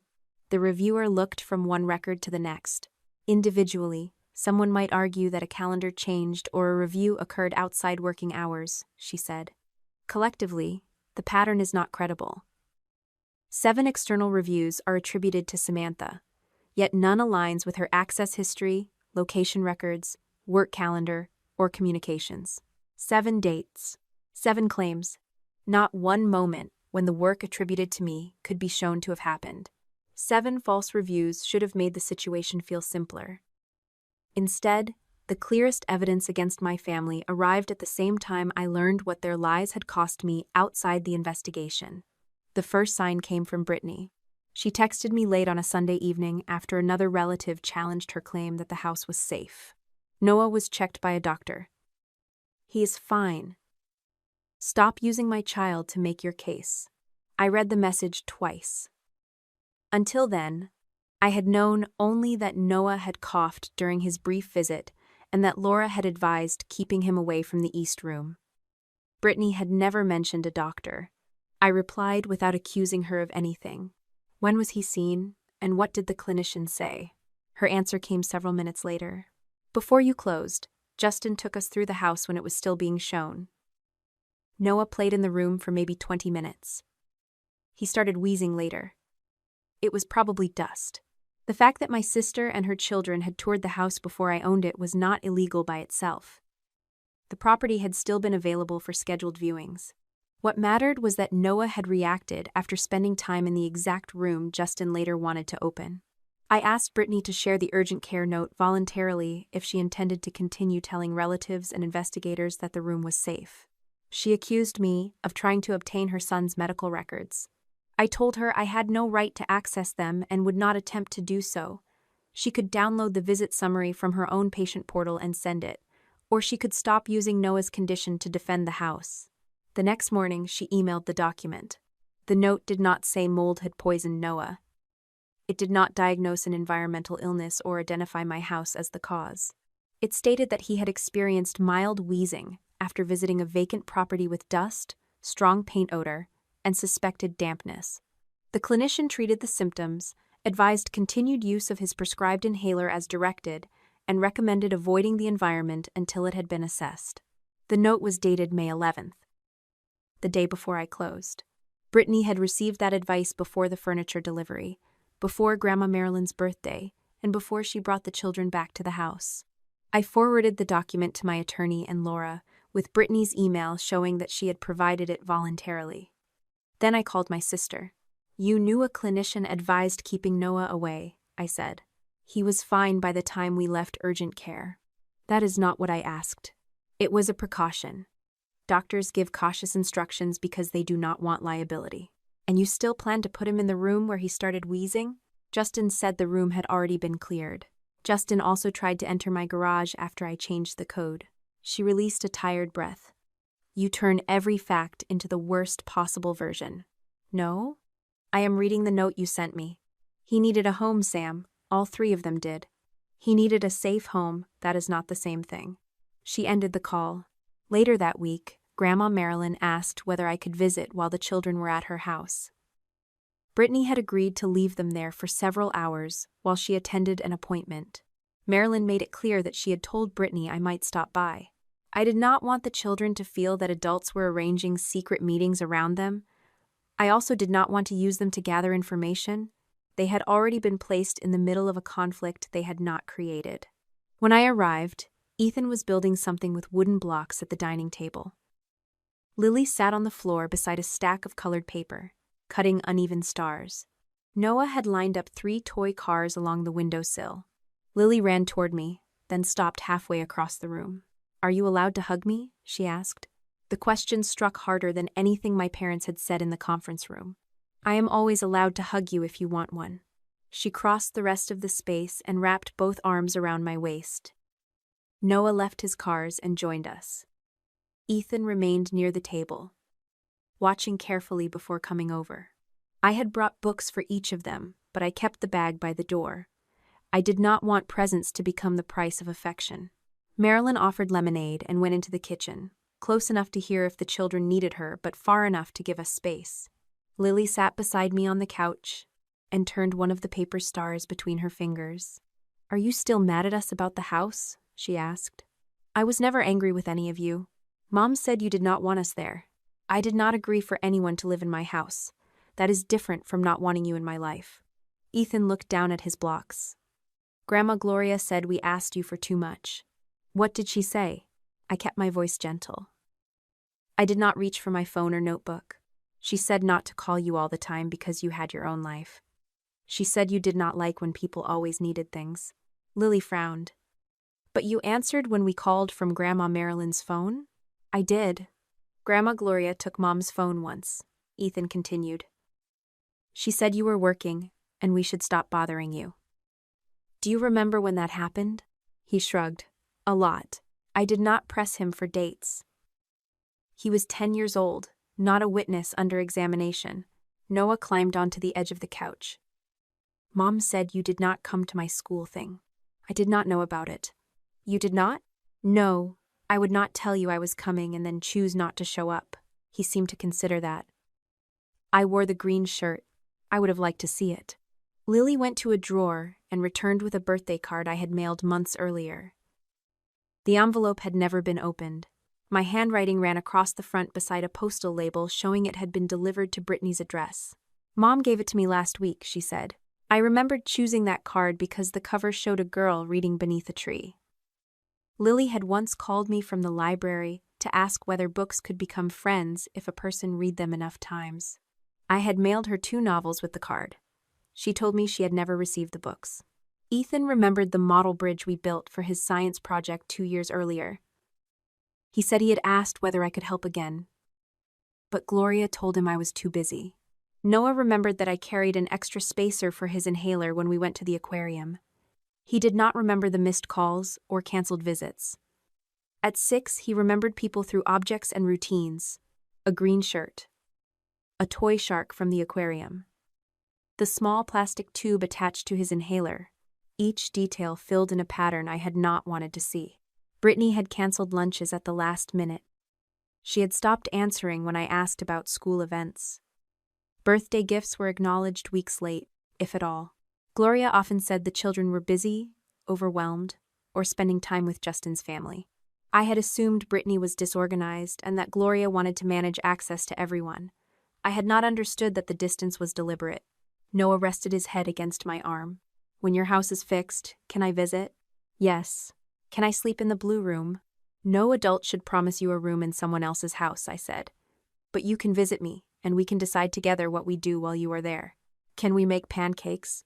We can make pancakes. Lily smiled. Even if Mom is still in trouble? My relationship with you does not depend on whether I agree with your mother. Ethan looked at me for the first time without caution. So you did not stop liking us? I never stopped loving you. I did not ask them what Gloria had said about the house, what Brittany had told them before the birthday, or whether Justin discussed the wall. The things they volunteered were already more than children should have needed to explain. When Brittany returned, Marilyn took the children into the backyard. I waited in the living room. Brittany saw my expression and placed her purse on the chair instead of sitting down. What did they tell you? That should not be your first question. They're children, Sam. They misunderstand things. Lily had an unopened birthday card I sent months ago. I forgot to give it to her. She never received the books. They probably got lost. Ethan said Mom took the phone when they tried to call me. Mom thought they were bothering you. Noah thought I chose not to attend a school event I was never told about. Brittany folded her arms. You are making a list. I do that when people give me 3 explanations for the same behavior. She looked toward the backyard door. You did not only try to take my house, I said. You made your children believe I had stopped loving them. Her face changed. For several seconds, she did not deny it. Then she sat on the edge of a chair. You were not around much. I asked to be. You asked when it fit your schedule. I work full-time. That does not mean you get to erase every time I called, mailed something, or tried to make plans. You always had conditions. What conditions did I place on seeing the children? You would not help Mom when she needed money. You stopped giving us cash whenever Justin fell behind. Then you expected to show up and be the fun aunt. I stopped paying expenses you and Justin could not explain. You made everything feel like a transaction. No. I refused transactions and still asked to see the children. She rubbed both hands over her face. Mom said it was unhealthy to let them get attached to someone who might disappear whenever the family disappointed her. You knew why I left the company. You left anyway. I told you Dad asked me to sign work I could not verify. He said you exaggerated what happened. You chose his explanation because Justin worked for him and Mom kept helping you. Brittany looked at me sharply. You think every decision I made was about money. Not every decision, just the ones where you punished me after I said no. Her eyes filled, but I did not soften the truth to make the conversation easier. She admitted she had canceled visits after I refused to cover one of Justin's credit card payments. She admitted Gloria had told her not to let the children call me after I declined to co-sign a loan. She said she had sometimes withheld details about school events because she was angry that I could afford things she could not. I did not tell them you hated them, she said. You allowed them to believe I did not care. I was hurt. So you made them carry it. She stood and walked toward the window. Outside, Marilyn was showing Noah how to water a row of potted herbs. Lily chased bubbles across the grass while Ethan leaned against the fence reading the back of the book I had brought him. Brittany watched them for a long time. Mom said once everyone heard about the house, you would agree, she said. You knew I had not. Her silence answered before she spoke. I knew you had not said yes. The room seemed to narrow around that sentence. What did you tell Mom before Grandma's birthday? Brittany pressed her lips together. What did you tell her? I sent her a voice message. What did it say? That she should announce it before you pulled her aside and refused. Why? Because I thought if the whole family congratulated us, you would not embarrass the children. You mean I would not correct the lie in front of them? I was desperate. You were also aware of what you were doing. She turned toward me. Our lease was ending. Justin had hidden how far behind we were. Ethan had finally stopped having trouble at school. Lily cried when we talked about moving districts. Noah was already anxious. I saw 4 bedrooms sitting empty, and I could not understand why you would not let us use them. Because they belonged to me, and because the house had not been proven safe. We did not know that at first.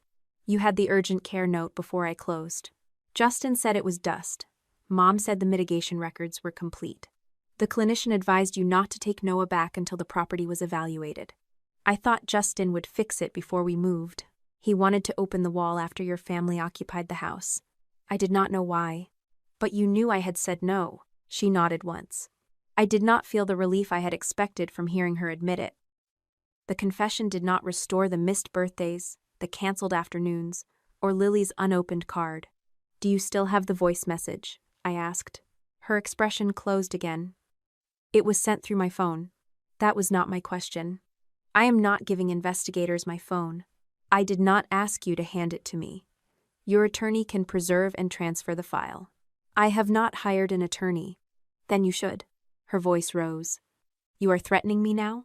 I am telling you this is larger than an argument over a house. Your message may establish that Mom planned the public announcement to pressure me. You need independent advice. What happens to me if I give it to them? I do not know. You always know what happens to everyone else. No. I know how to document what already happened. I cannot promise you a consequence in advance. She looked toward the yard again. I am not ready, she said. That is your decision. Mine is that you and Justin do not enter my house. The children are not to be used in messages, posts, or conversations about my property. Any proposal involving the house goes through my attorney. You are cutting me off. I am setting terms for contact after you admitted using your children to corner me. And the kids? I will see them only with your permission, or through Grandma Marilyn. I will not make them choose between us. Brittany gathered her purse. At the door, she stopped without turning around. I did not think they believed you stopped loving them. You did not ask what they believed. She left with the children 15 minutes later. Lily hugged me before getting into the car. Ethan asked whether he could keep the book. Noah reminded me about pancakes. That evening, Marilyn brought me a small digital recorder she used to save voicemail messages from her landline service.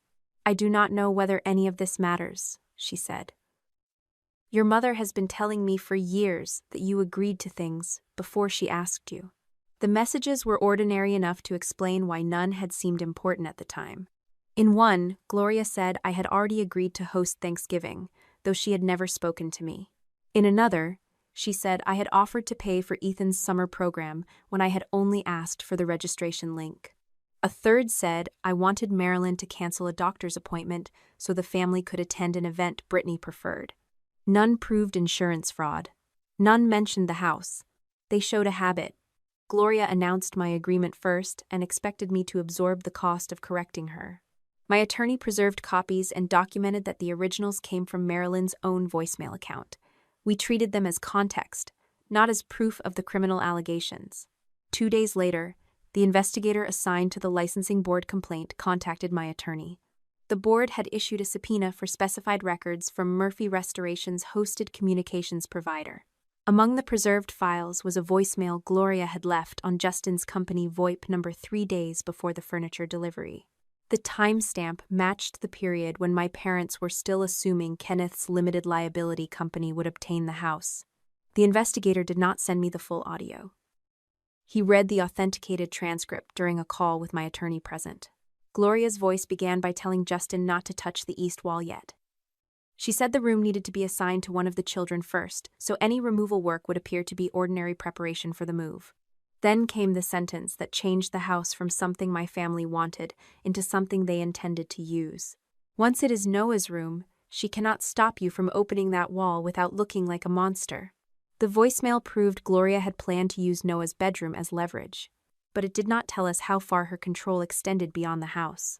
By July, the investigation had grown too large for any one person to understand alone. My attorney coordinated with the insurer's audit team, Laura handled the environmental findings, Cody worked through his own counsel, and the document examiner continued comparing the review forms bearing my signature. A forensic accountant joined after the vendor invoices began showing the same mailing addresses and payment patterns across multiple claims. For once, I did not try to master every part of the process myself. I attended meetings, answered questions, and corrected the timeline when someone misunderstood a date. I did not enter Murphy Restoration systems, search bank records, or contact property owners whose claims appeared in the files. The insurer reviewed documents it had contractual authority to audit.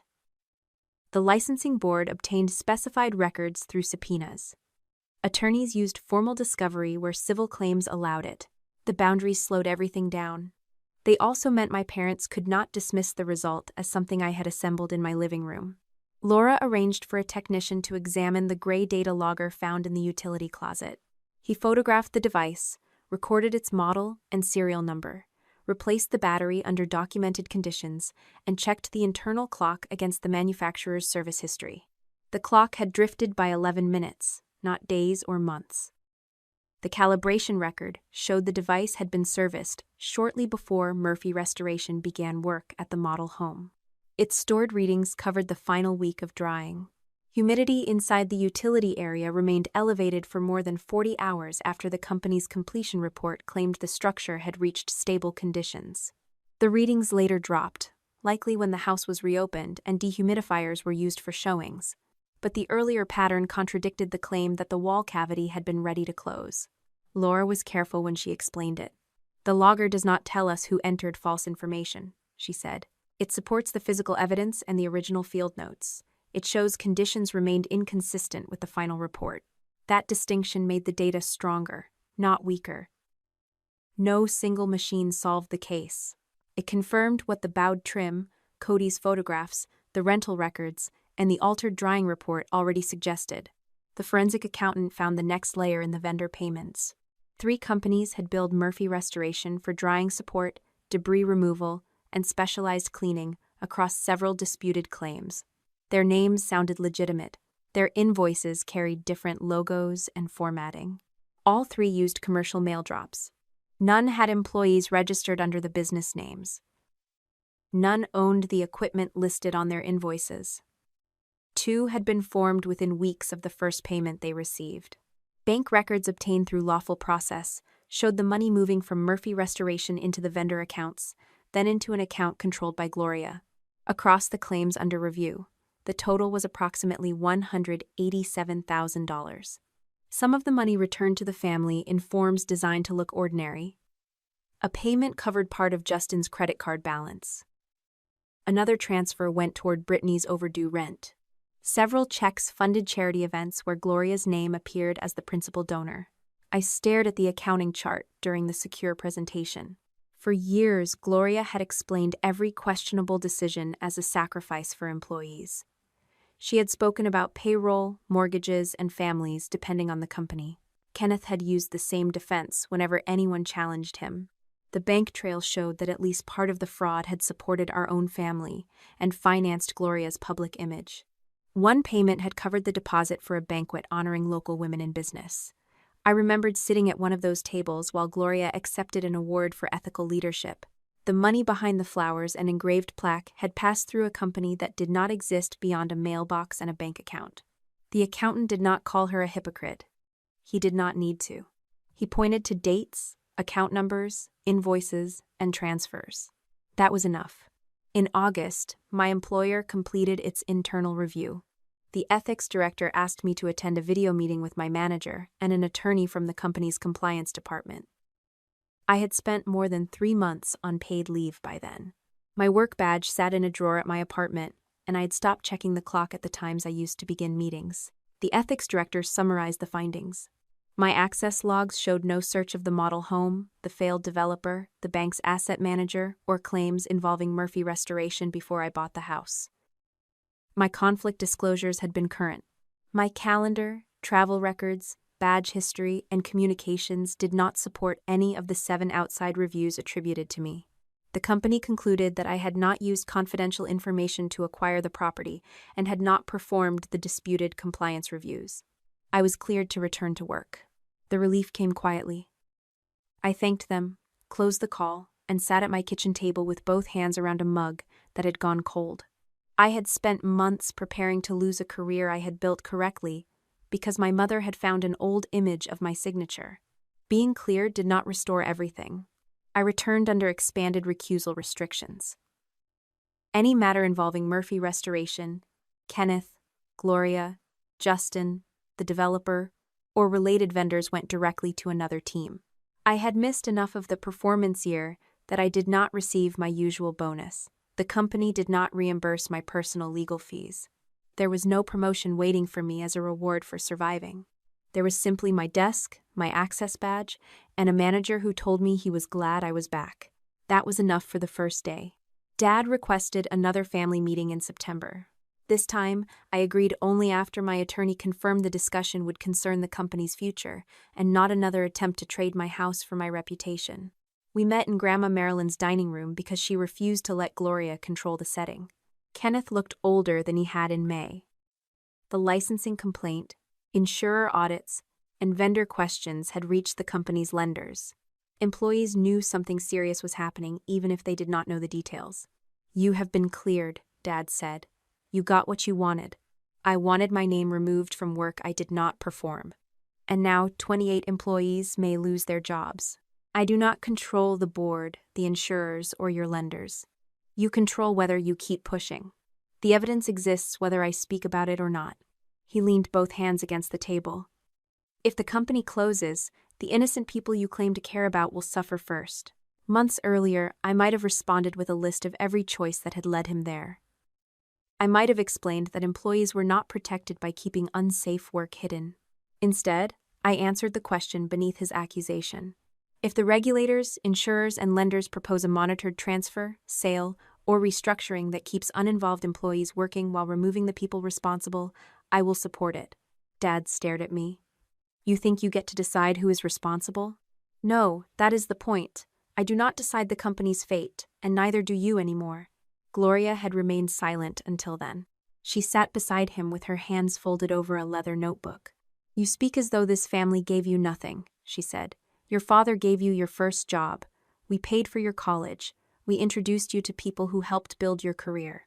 I am grateful for what you gave me freely." "Freely?" Her voice sharpened. "Parents do not keep invoices for their children. You do not need an invoice. You keep a lifetime balance and present it whenever I say no." Brittany looked down at the table. Gloria turned toward her. "Your sister has always believed independence means she owes no one anything." "I owe people honesty, respect, and the promises I actually make," I said. "I do not owe you my signature, my house, or silence." Justin had not attended. His attorney had advised him to avoid family discussions related to the investigation. That did not prevent Murphy Restoration vehicles from passing my street twice after Laura's assessment became known. I took a written notice from my folder and placed copies in front of Kenneth and Gloria. The notice prohibited Murphy Restoration, its employees, contractors, and agents from entering my property, performing work, collecting materials, or contacting vendors in my name without written authorization through counsel. Dad barely glanced at it. "Another notice. Yes, you enjoy this." "No, I have learned that verbal boundaries become misunderstandings the moment you dislike them." Gloria closed her notebook. "You will regret treating your family like adverse parties. You made yourselves adverse parties when you used my name to protect your files." I left before the discussion could become another circular argument about gratitude. Accepting help from lawyers, accountants, investigators, and experts had not weakened my control. It had allowed me to stop seeking confessions from people committed to changing the subject. By October, the insurer's audit and the licensing board's subpoena had produced a forensic image of specified folders from Murphy Restoration's company server. The reviewers did not search every private file. They examined records covered by the requests, including the disputed claims, compliance documents, vendor files, and administrator logs. One spreadsheet sat inside a folder labeled Internal Allocation. Gloria had created it. The file tracked responsibility for claims that carried missing records or unusual payments. Each row contained columns for field supervision, final approval, compliance review, and response strategy. Kenneth's name appeared under final approval. Justin's appeared under field responsibility. My name appeared under outside review. Gloria's name did not appear in any column assigning responsibility. The notes column made the purpose clear. For one claim, she had written that Kenneth would say he believed I still reviewed difficult files after leaving the company. For another, she noted that Justin should describe the equipment conflict as a field recording error. Beside the model home entry, she had written, Sam template. Ken approved. If questioned, legacy process. Gloria had not merely hidden her own role. She had designed an explanation in which Dad authorized the work, Justin mishandled the site, and I validated the records from outside the company. She would remain the office administrator who entered information provided by others. The vendor trail and misuse of my identity led the insurer to prepare a separate referral packet for state insurance fraud investigators. The packet was also sent for prosecutorial review. No one was arrested. No charges were announced. The referral meant another agency would decide whether the evidence supported a criminal case. My attorney warned me not to discuss the spreadsheet outside protected meetings. The board's counsel may use it at the disciplinary hearing, she said. But it must be authenticated, disclosed to the respondents, and admitted through the proper process. Dad has not seen it? His counsel will receive it during formal disclosure. I looked at the rows bearing Kenneth's name. He had spent months defending Gloria as the person who kept the company organized and protected the family from his mistakes. He did not yet know that her system had been built to make him the first person sacrificed when the truth reached the room.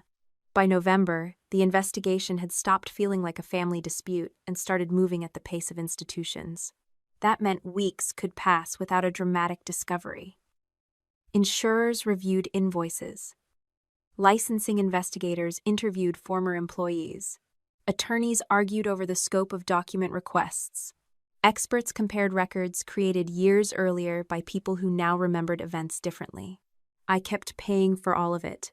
Every month, I paid the mortgage on a house I could not safely occupy and rent on the apartment where I still lived. My legal bills continued even after my employer cleared me. Laura's testing, document preservation, and expert review were not free. The performance bonus I had expected that year was gone, because I had spent too long on administrative leave to qualify.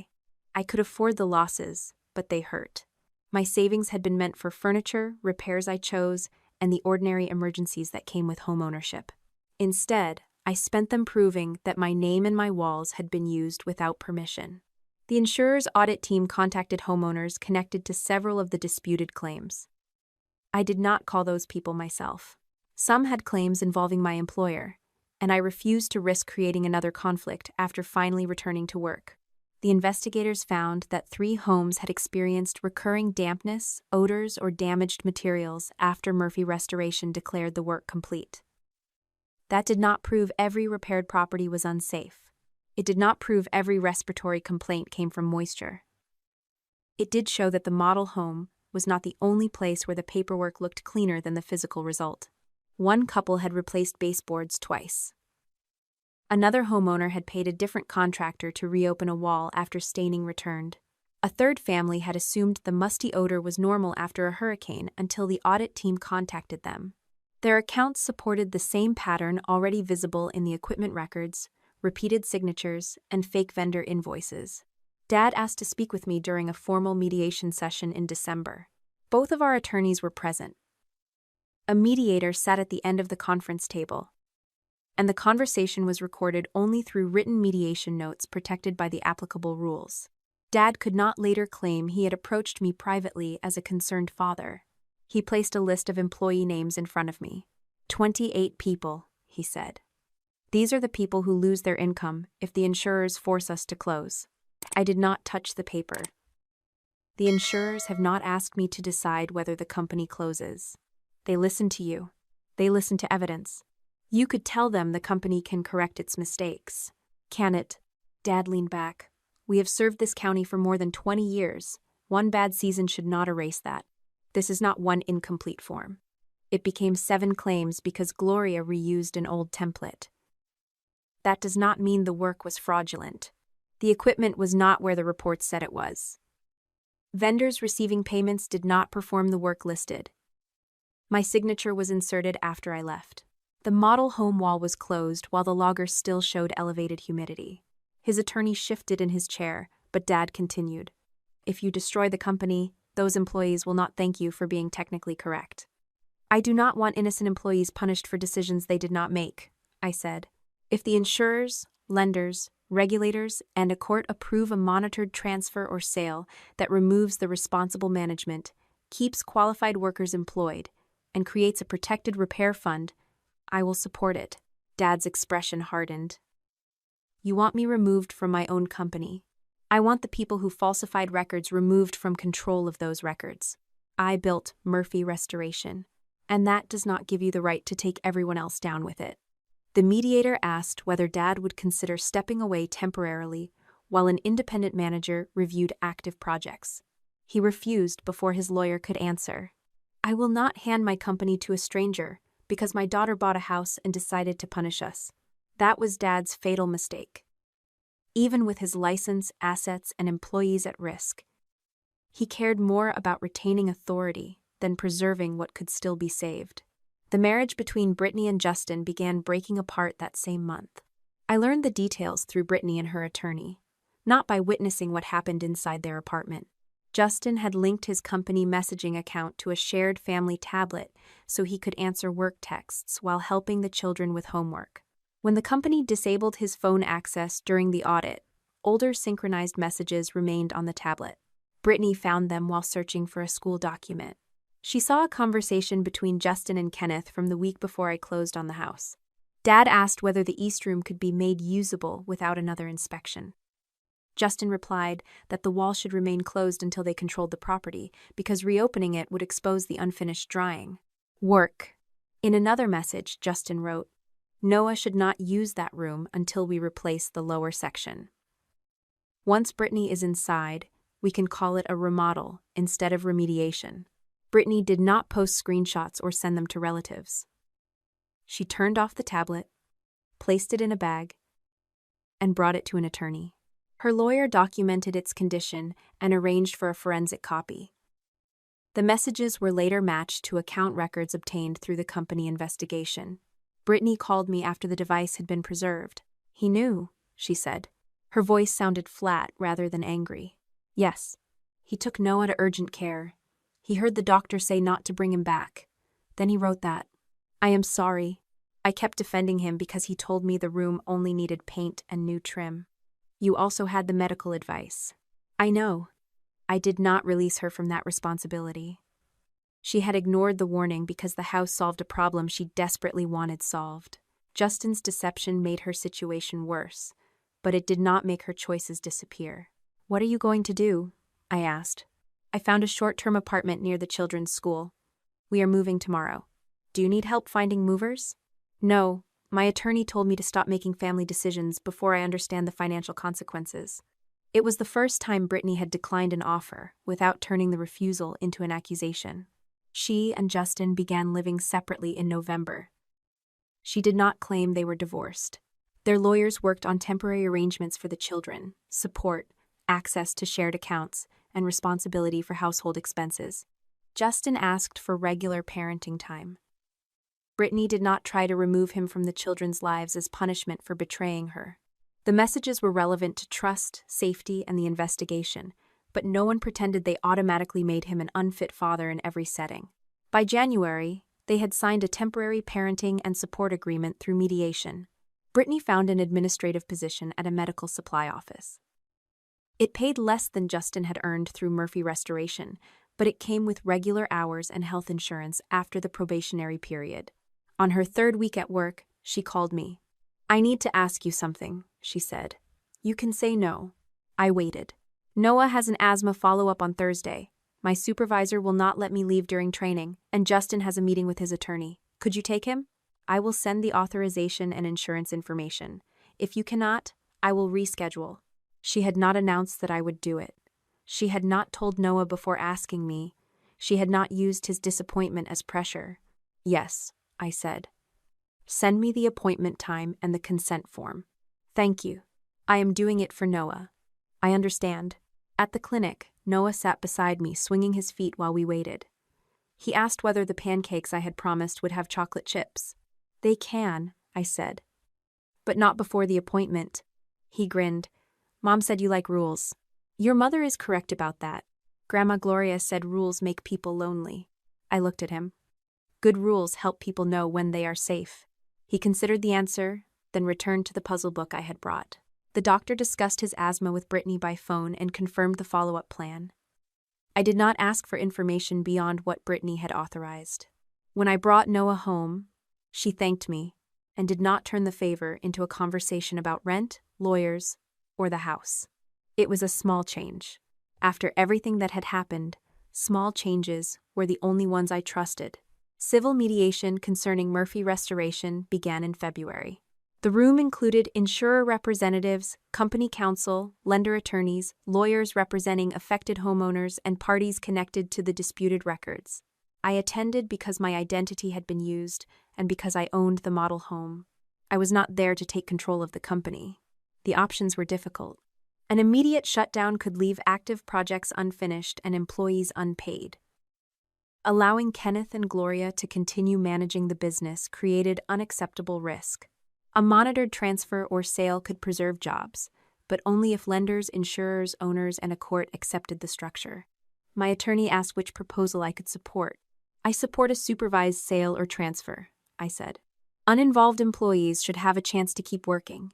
Money from the transaction and available insurance should be placed in a protected repair account for verified damage. Kenneth, Gloria, and Justin should have no access to the records or funds. Dad rejected the proposal. Gloria's attorney said she had never managed field operations and should not be removed from administrative work based on decisions made by the men. The mediator did not ask me to choose an external manager. The parties with legal authority negotiated that issue. My statement only established that I would not oppose a resolution preserving jobs if it also removed the people responsible and protected homeowners. By the end of the month, the settlement was not final, but the available options had narrowed. The lenders would not support continued control by my parents. The insurers would not resume normal business with Murphy Restoration, while the disputed management remained in place. The company could survive only if Kenneth surrendered the authority he had refused to surrender in December. Brittany made another decision before the licensing hearing. Through her attorney, she produced the original voice message she had sent Gloria before Grandma Marilyn's birthday. The file came from her cloud archive, not a recording copied from someone else's phone. Account records confirmed the sender, recipient, date, and timestamp. Her voice sounded strained on the recording. I know Sam never said yes. Make the announcement before she can pull you aside and stop it. If everyone congratulates the kids first, she will not take it away from them in front of the family. Brittany did not excuse the message when she provided it. Her attorney's letter stated only that she was producing the original file voluntarily and would answer questions through the proper process. The hearing was scheduled for March. During the required pre-hearing exchange, Gloria submitted a sworn declaration through her own counsel. She described herself as a clerical employee who entered information supplied by others.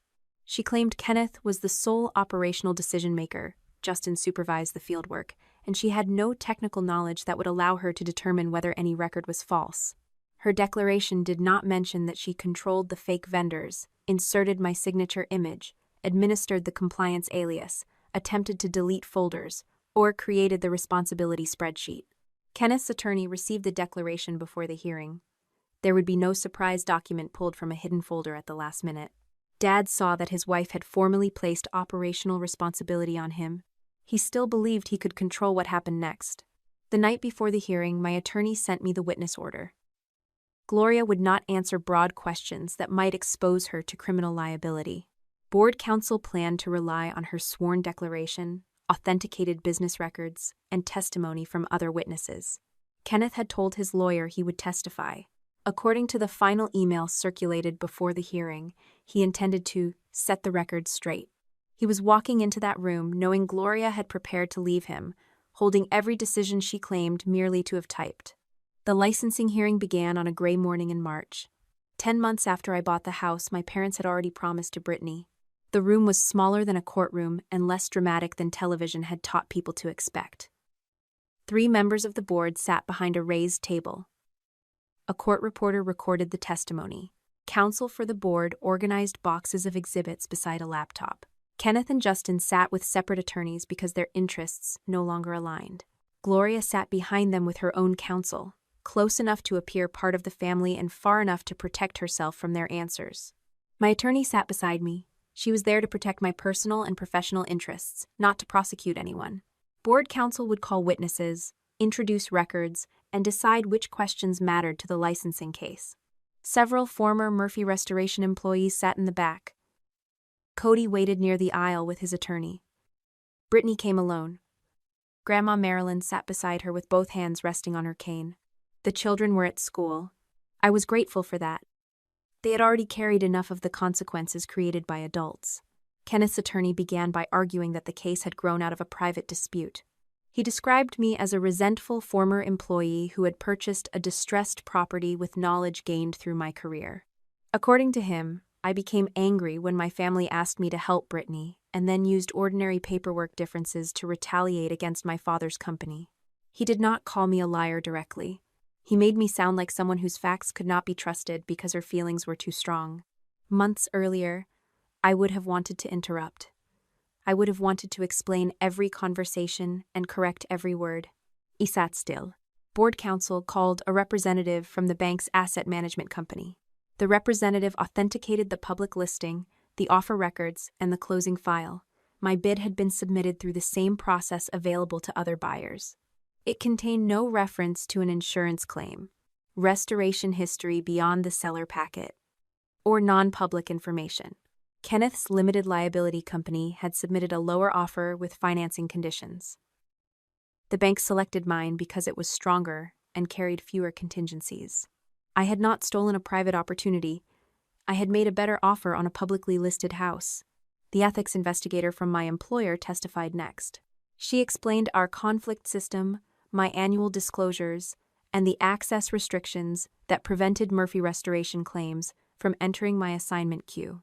She authenticated the audit of my searches, claim access, email, calendar, badge activity, and work devices. Before I made my offer, I had never searched the model home address, the developer, Kenneth's buying entity, or any associated claim.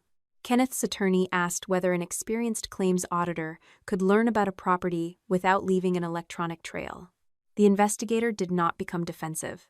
Anything is theoretically possible, she said. Our conclusion was based on the available evidence. We found no access, message, assignment, search, or communication supporting the allegation that Miss Murphy used confidential information. The complaint my father filed against me was displayed beside the system logs that disproved it. No one needed me to explain the contrast. Board counsel moved the physical condition of the house. A representative from the equipment rental company authenticated the transaction histories. One dehumidifier listed at Model 14 had been checked into another job before Murphy Restoration's log claimed it stopped operating in my house.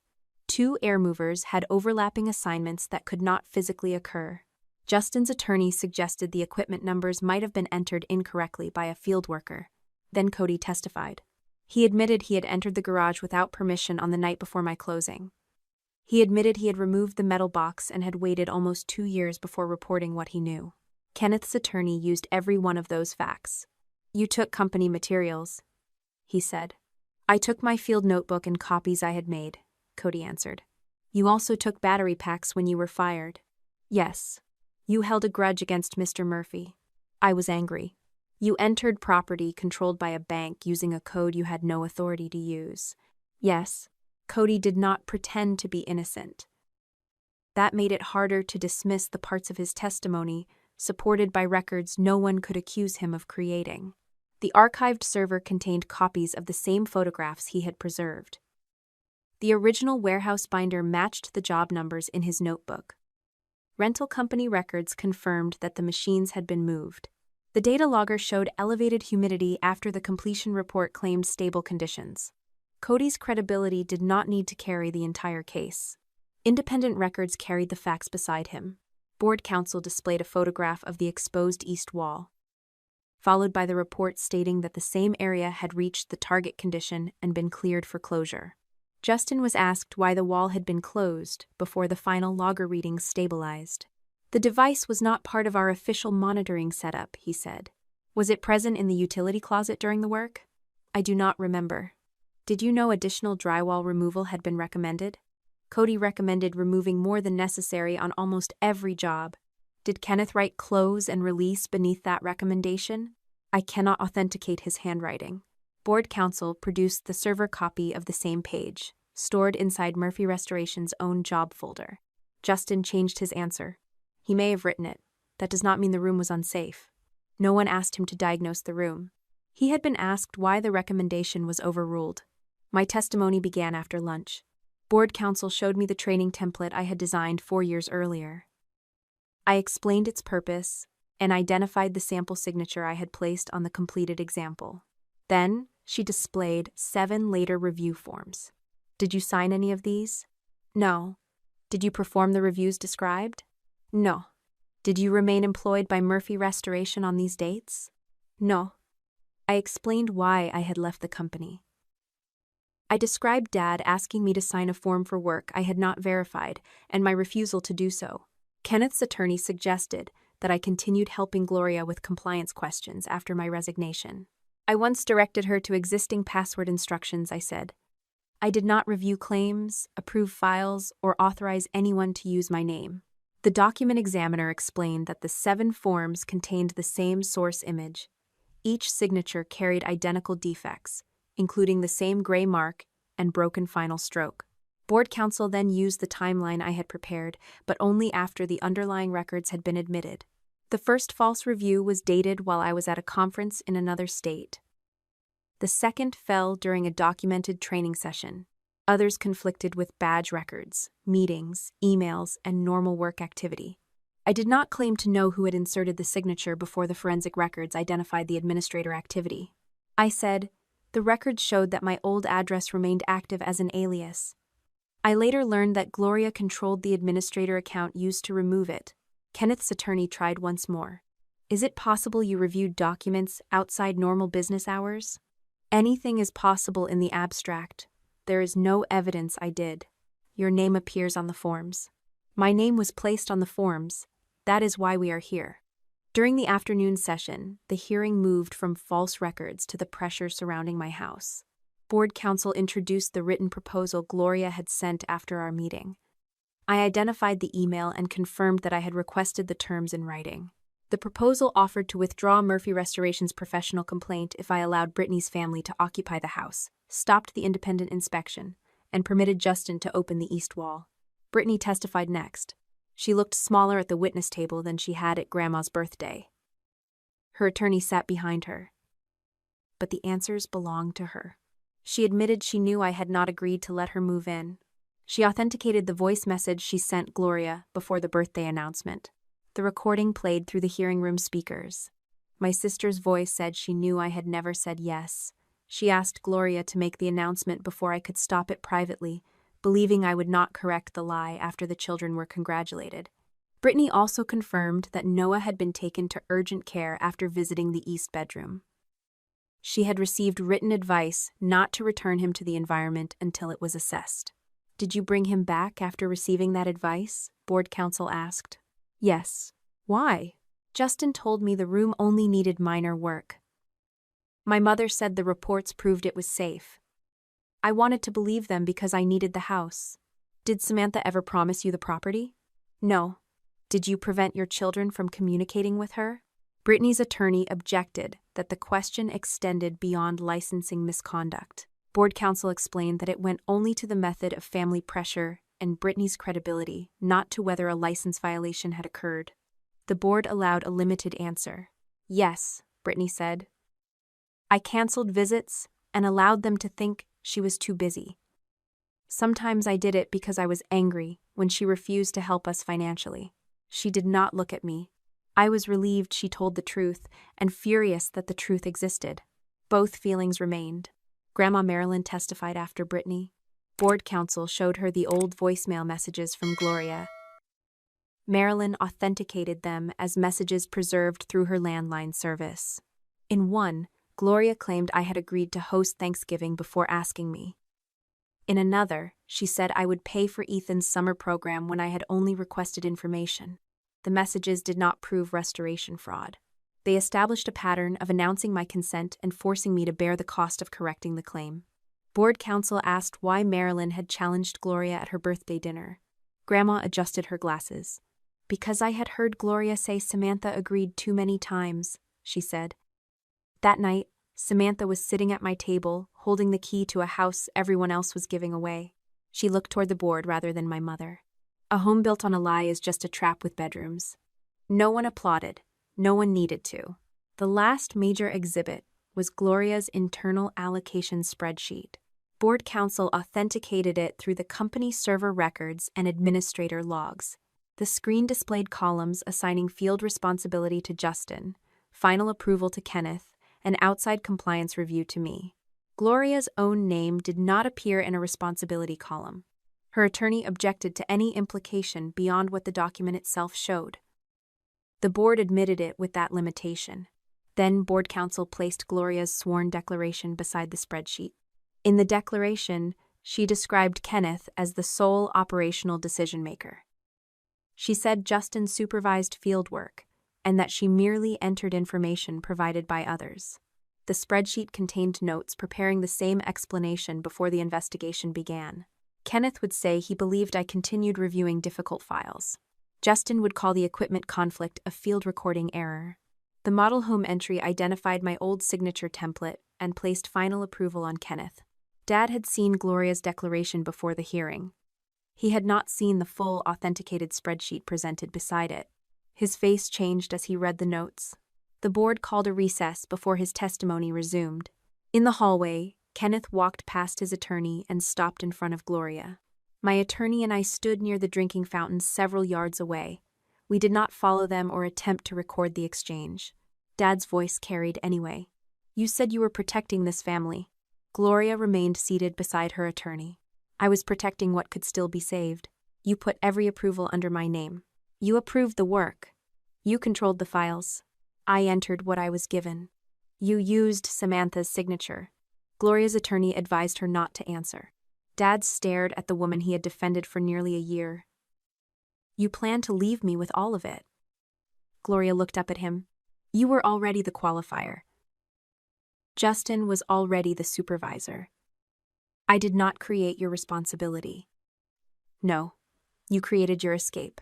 When the hearing resumed, Kenneth changed his testimony. He admitted that Gloria controlled the compliance mailbox, document templates, vendor setup, and final submission process. He said he had authorized early equipment transfers and approved closing the east wall, but claimed Gloria assured him the files could be completed administratively. The admission did not make him innocent. It made him accurate for the first time. Justin followed by acknowledging that both Kenneth and Gloria knew the drying work had not been completed as originally recommended. He admitted he planned to reopen the wall after Brittany moved in and described the work as a family remodel. Gloria did not take the witness stand.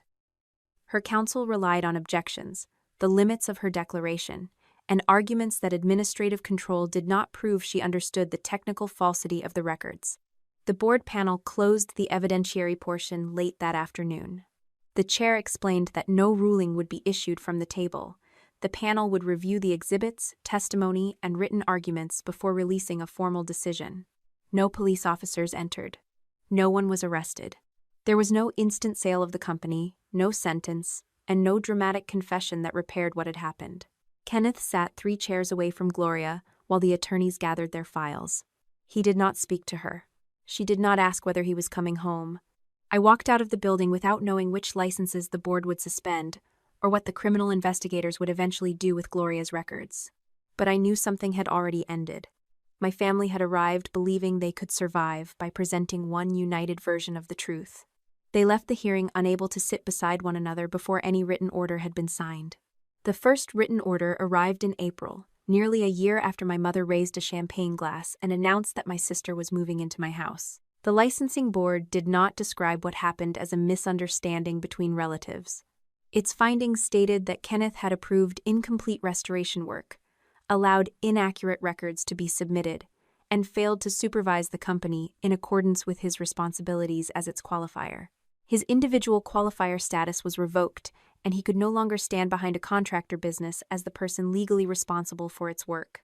Murphy Restoration's corporate license was suspended until the company appointed an independent qualifier and submitted an approved compliance plan. Justin received a 5-year suspension of his qualifier status for supervisory misconduct and false documentation. The organization that issued his water restoration certification conducted a separate review and suspended that credential as well. Dad called after receiving the order. His voice carried none of the confidence he had shown at Grandma Marilyn's birthday. "You destroyed everything I spent my life building." I stood inside the east bedroom, while an independent contractor marked the sections of wall that would eventually be removed. "I did not destroy what you built," I said. "I stopped you from hiding what you built it on. You could have handled this privately." "You tried to handle it privately. That was the problem." He said the board did not understand what it took to keep a company alive after a hurricane. I told him difficult circumstances might explain his first bad decision, but they did not explain years of falsified records, fake vendors, and stolen signatures. He ended the call without saying goodbye. The civil settlement followed in May. It involved the insurers, lenders, affected homeowners, Murphy Restoration, and several individuals connected to the disputed records. A judge approved the final agreement after mediation. I did not order the company sold. I did not have that authority, and I did not want it. A regional restoration firm agreed to purchase the remaining assets, active contracts, and customer list. All 28 employees were offered an opportunity to continue working if the independent review found they had not participated in the misconduct. Some accepted, others left. Money from the sale, remaining company assets, available insurance coverage, and personal contributions from Kenneth and Gloria funded a protected restitution and remediation account. The account paid verified claims through an administrator neither of my parents could control. Dad lost the company name he had treated as an extension of himself. I did not buy it, manage it, or take a position with the new owner. My part of the settlement addressed the unauthorized use of my identity, the damage to my house, and a portion of the professional and legal expenses I had incurred. I signed only after my attorney confirmed that the agreement did not require me to describe the fraud as an innocent error. Gloria's case continued separately. The insurance fraud investigation had access to bank records, server logs, vendor accounts, document metadata, and the attempted deletion history. The licensing hearing established professional misconduct, but the criminal process focused on what she had knowingly created, submitted, moved, and concealed. In June, Gloria entered a plea agreement involving document falsification, insurance fraud conduct, and misuse of my identity. The judge imposed 6 months in custody, followed by 3 years of supervised probation. She was ordered to pay restitution and prohibited during probation from working as a bookkeeper, fiduciary, or financial manager for another person or business. The community organizations that had once placed her name on donor walls and leadership committees removed her from their boards. The punishment that affected her most was not printed in the sentencing order. No one trusted her with access anymore. Kenneth changed every password on his remaining accounts. Brittany removed Gloria from the children's school and medical contact lists. Grandma Marilyn transferred the few documents Gloria had once helped manage to an independent service. The woman who had controlled our family by controlling information no longer received keys, account numbers, passwords, or permission to speak on anyone else's behalf. Before sentencing, Gloria asked me to submit a character letter stating that she had always been a devoted mother. I refused. She called through her attorney and asked to speak with me once before the deadline. I agreed to a monitored conversation. "You know I loved you," she said. "I believe you felt love. That is a cruel distinction. You loved us when love gave you authority. The moment love required you to respect a boundary, you called it betrayal." She said I had chosen strangers over my own mother. I told her I had chosen records she could not rewrite. I did not visit her before she reported to custody. Justin's cooperation reduced part of his civil exposure, but it did not restore his job, certification, or marriage. By July, Brittany and Justin were still legally married. North Carolina required them to live separately for a full year before either could seek an absolute divorce, and they had separated the previous November. Their attorneys were handling temporary parenting arrangements, child support, debts, and equitable distribution claims. The children followed a structured schedule. Brittany did not prevent Justin from seeing them, but she no longer allowed him to make decisions about their housing or medical care without written agreement. She lived with Ethan, Lily, and Noah in a modest apartment near their school. Her position at the medical supply office did not support the life Gloria had promised her, but it covered the rent when combined with temporary support. She attended financial counseling and learned the amounts of debt Justin had hidden. Brittany also posted a public correction on the same account where she had once implied, "I was forcing her children from their home." My sister did not take a house away from my children. Our parents and I promised them property that belonged to her without obtaining her consent. I knew she had not agreed, and I allowed my children to believe otherwise. That was wrong. She did not blame Justin, Gloria, desperation, or me in the correction. Several relatives deleted their earlier comments. A few apologized. Others remained silent. I stopped needing every person who had believed the lie to admit it. My own life did not reset when the orders were signed.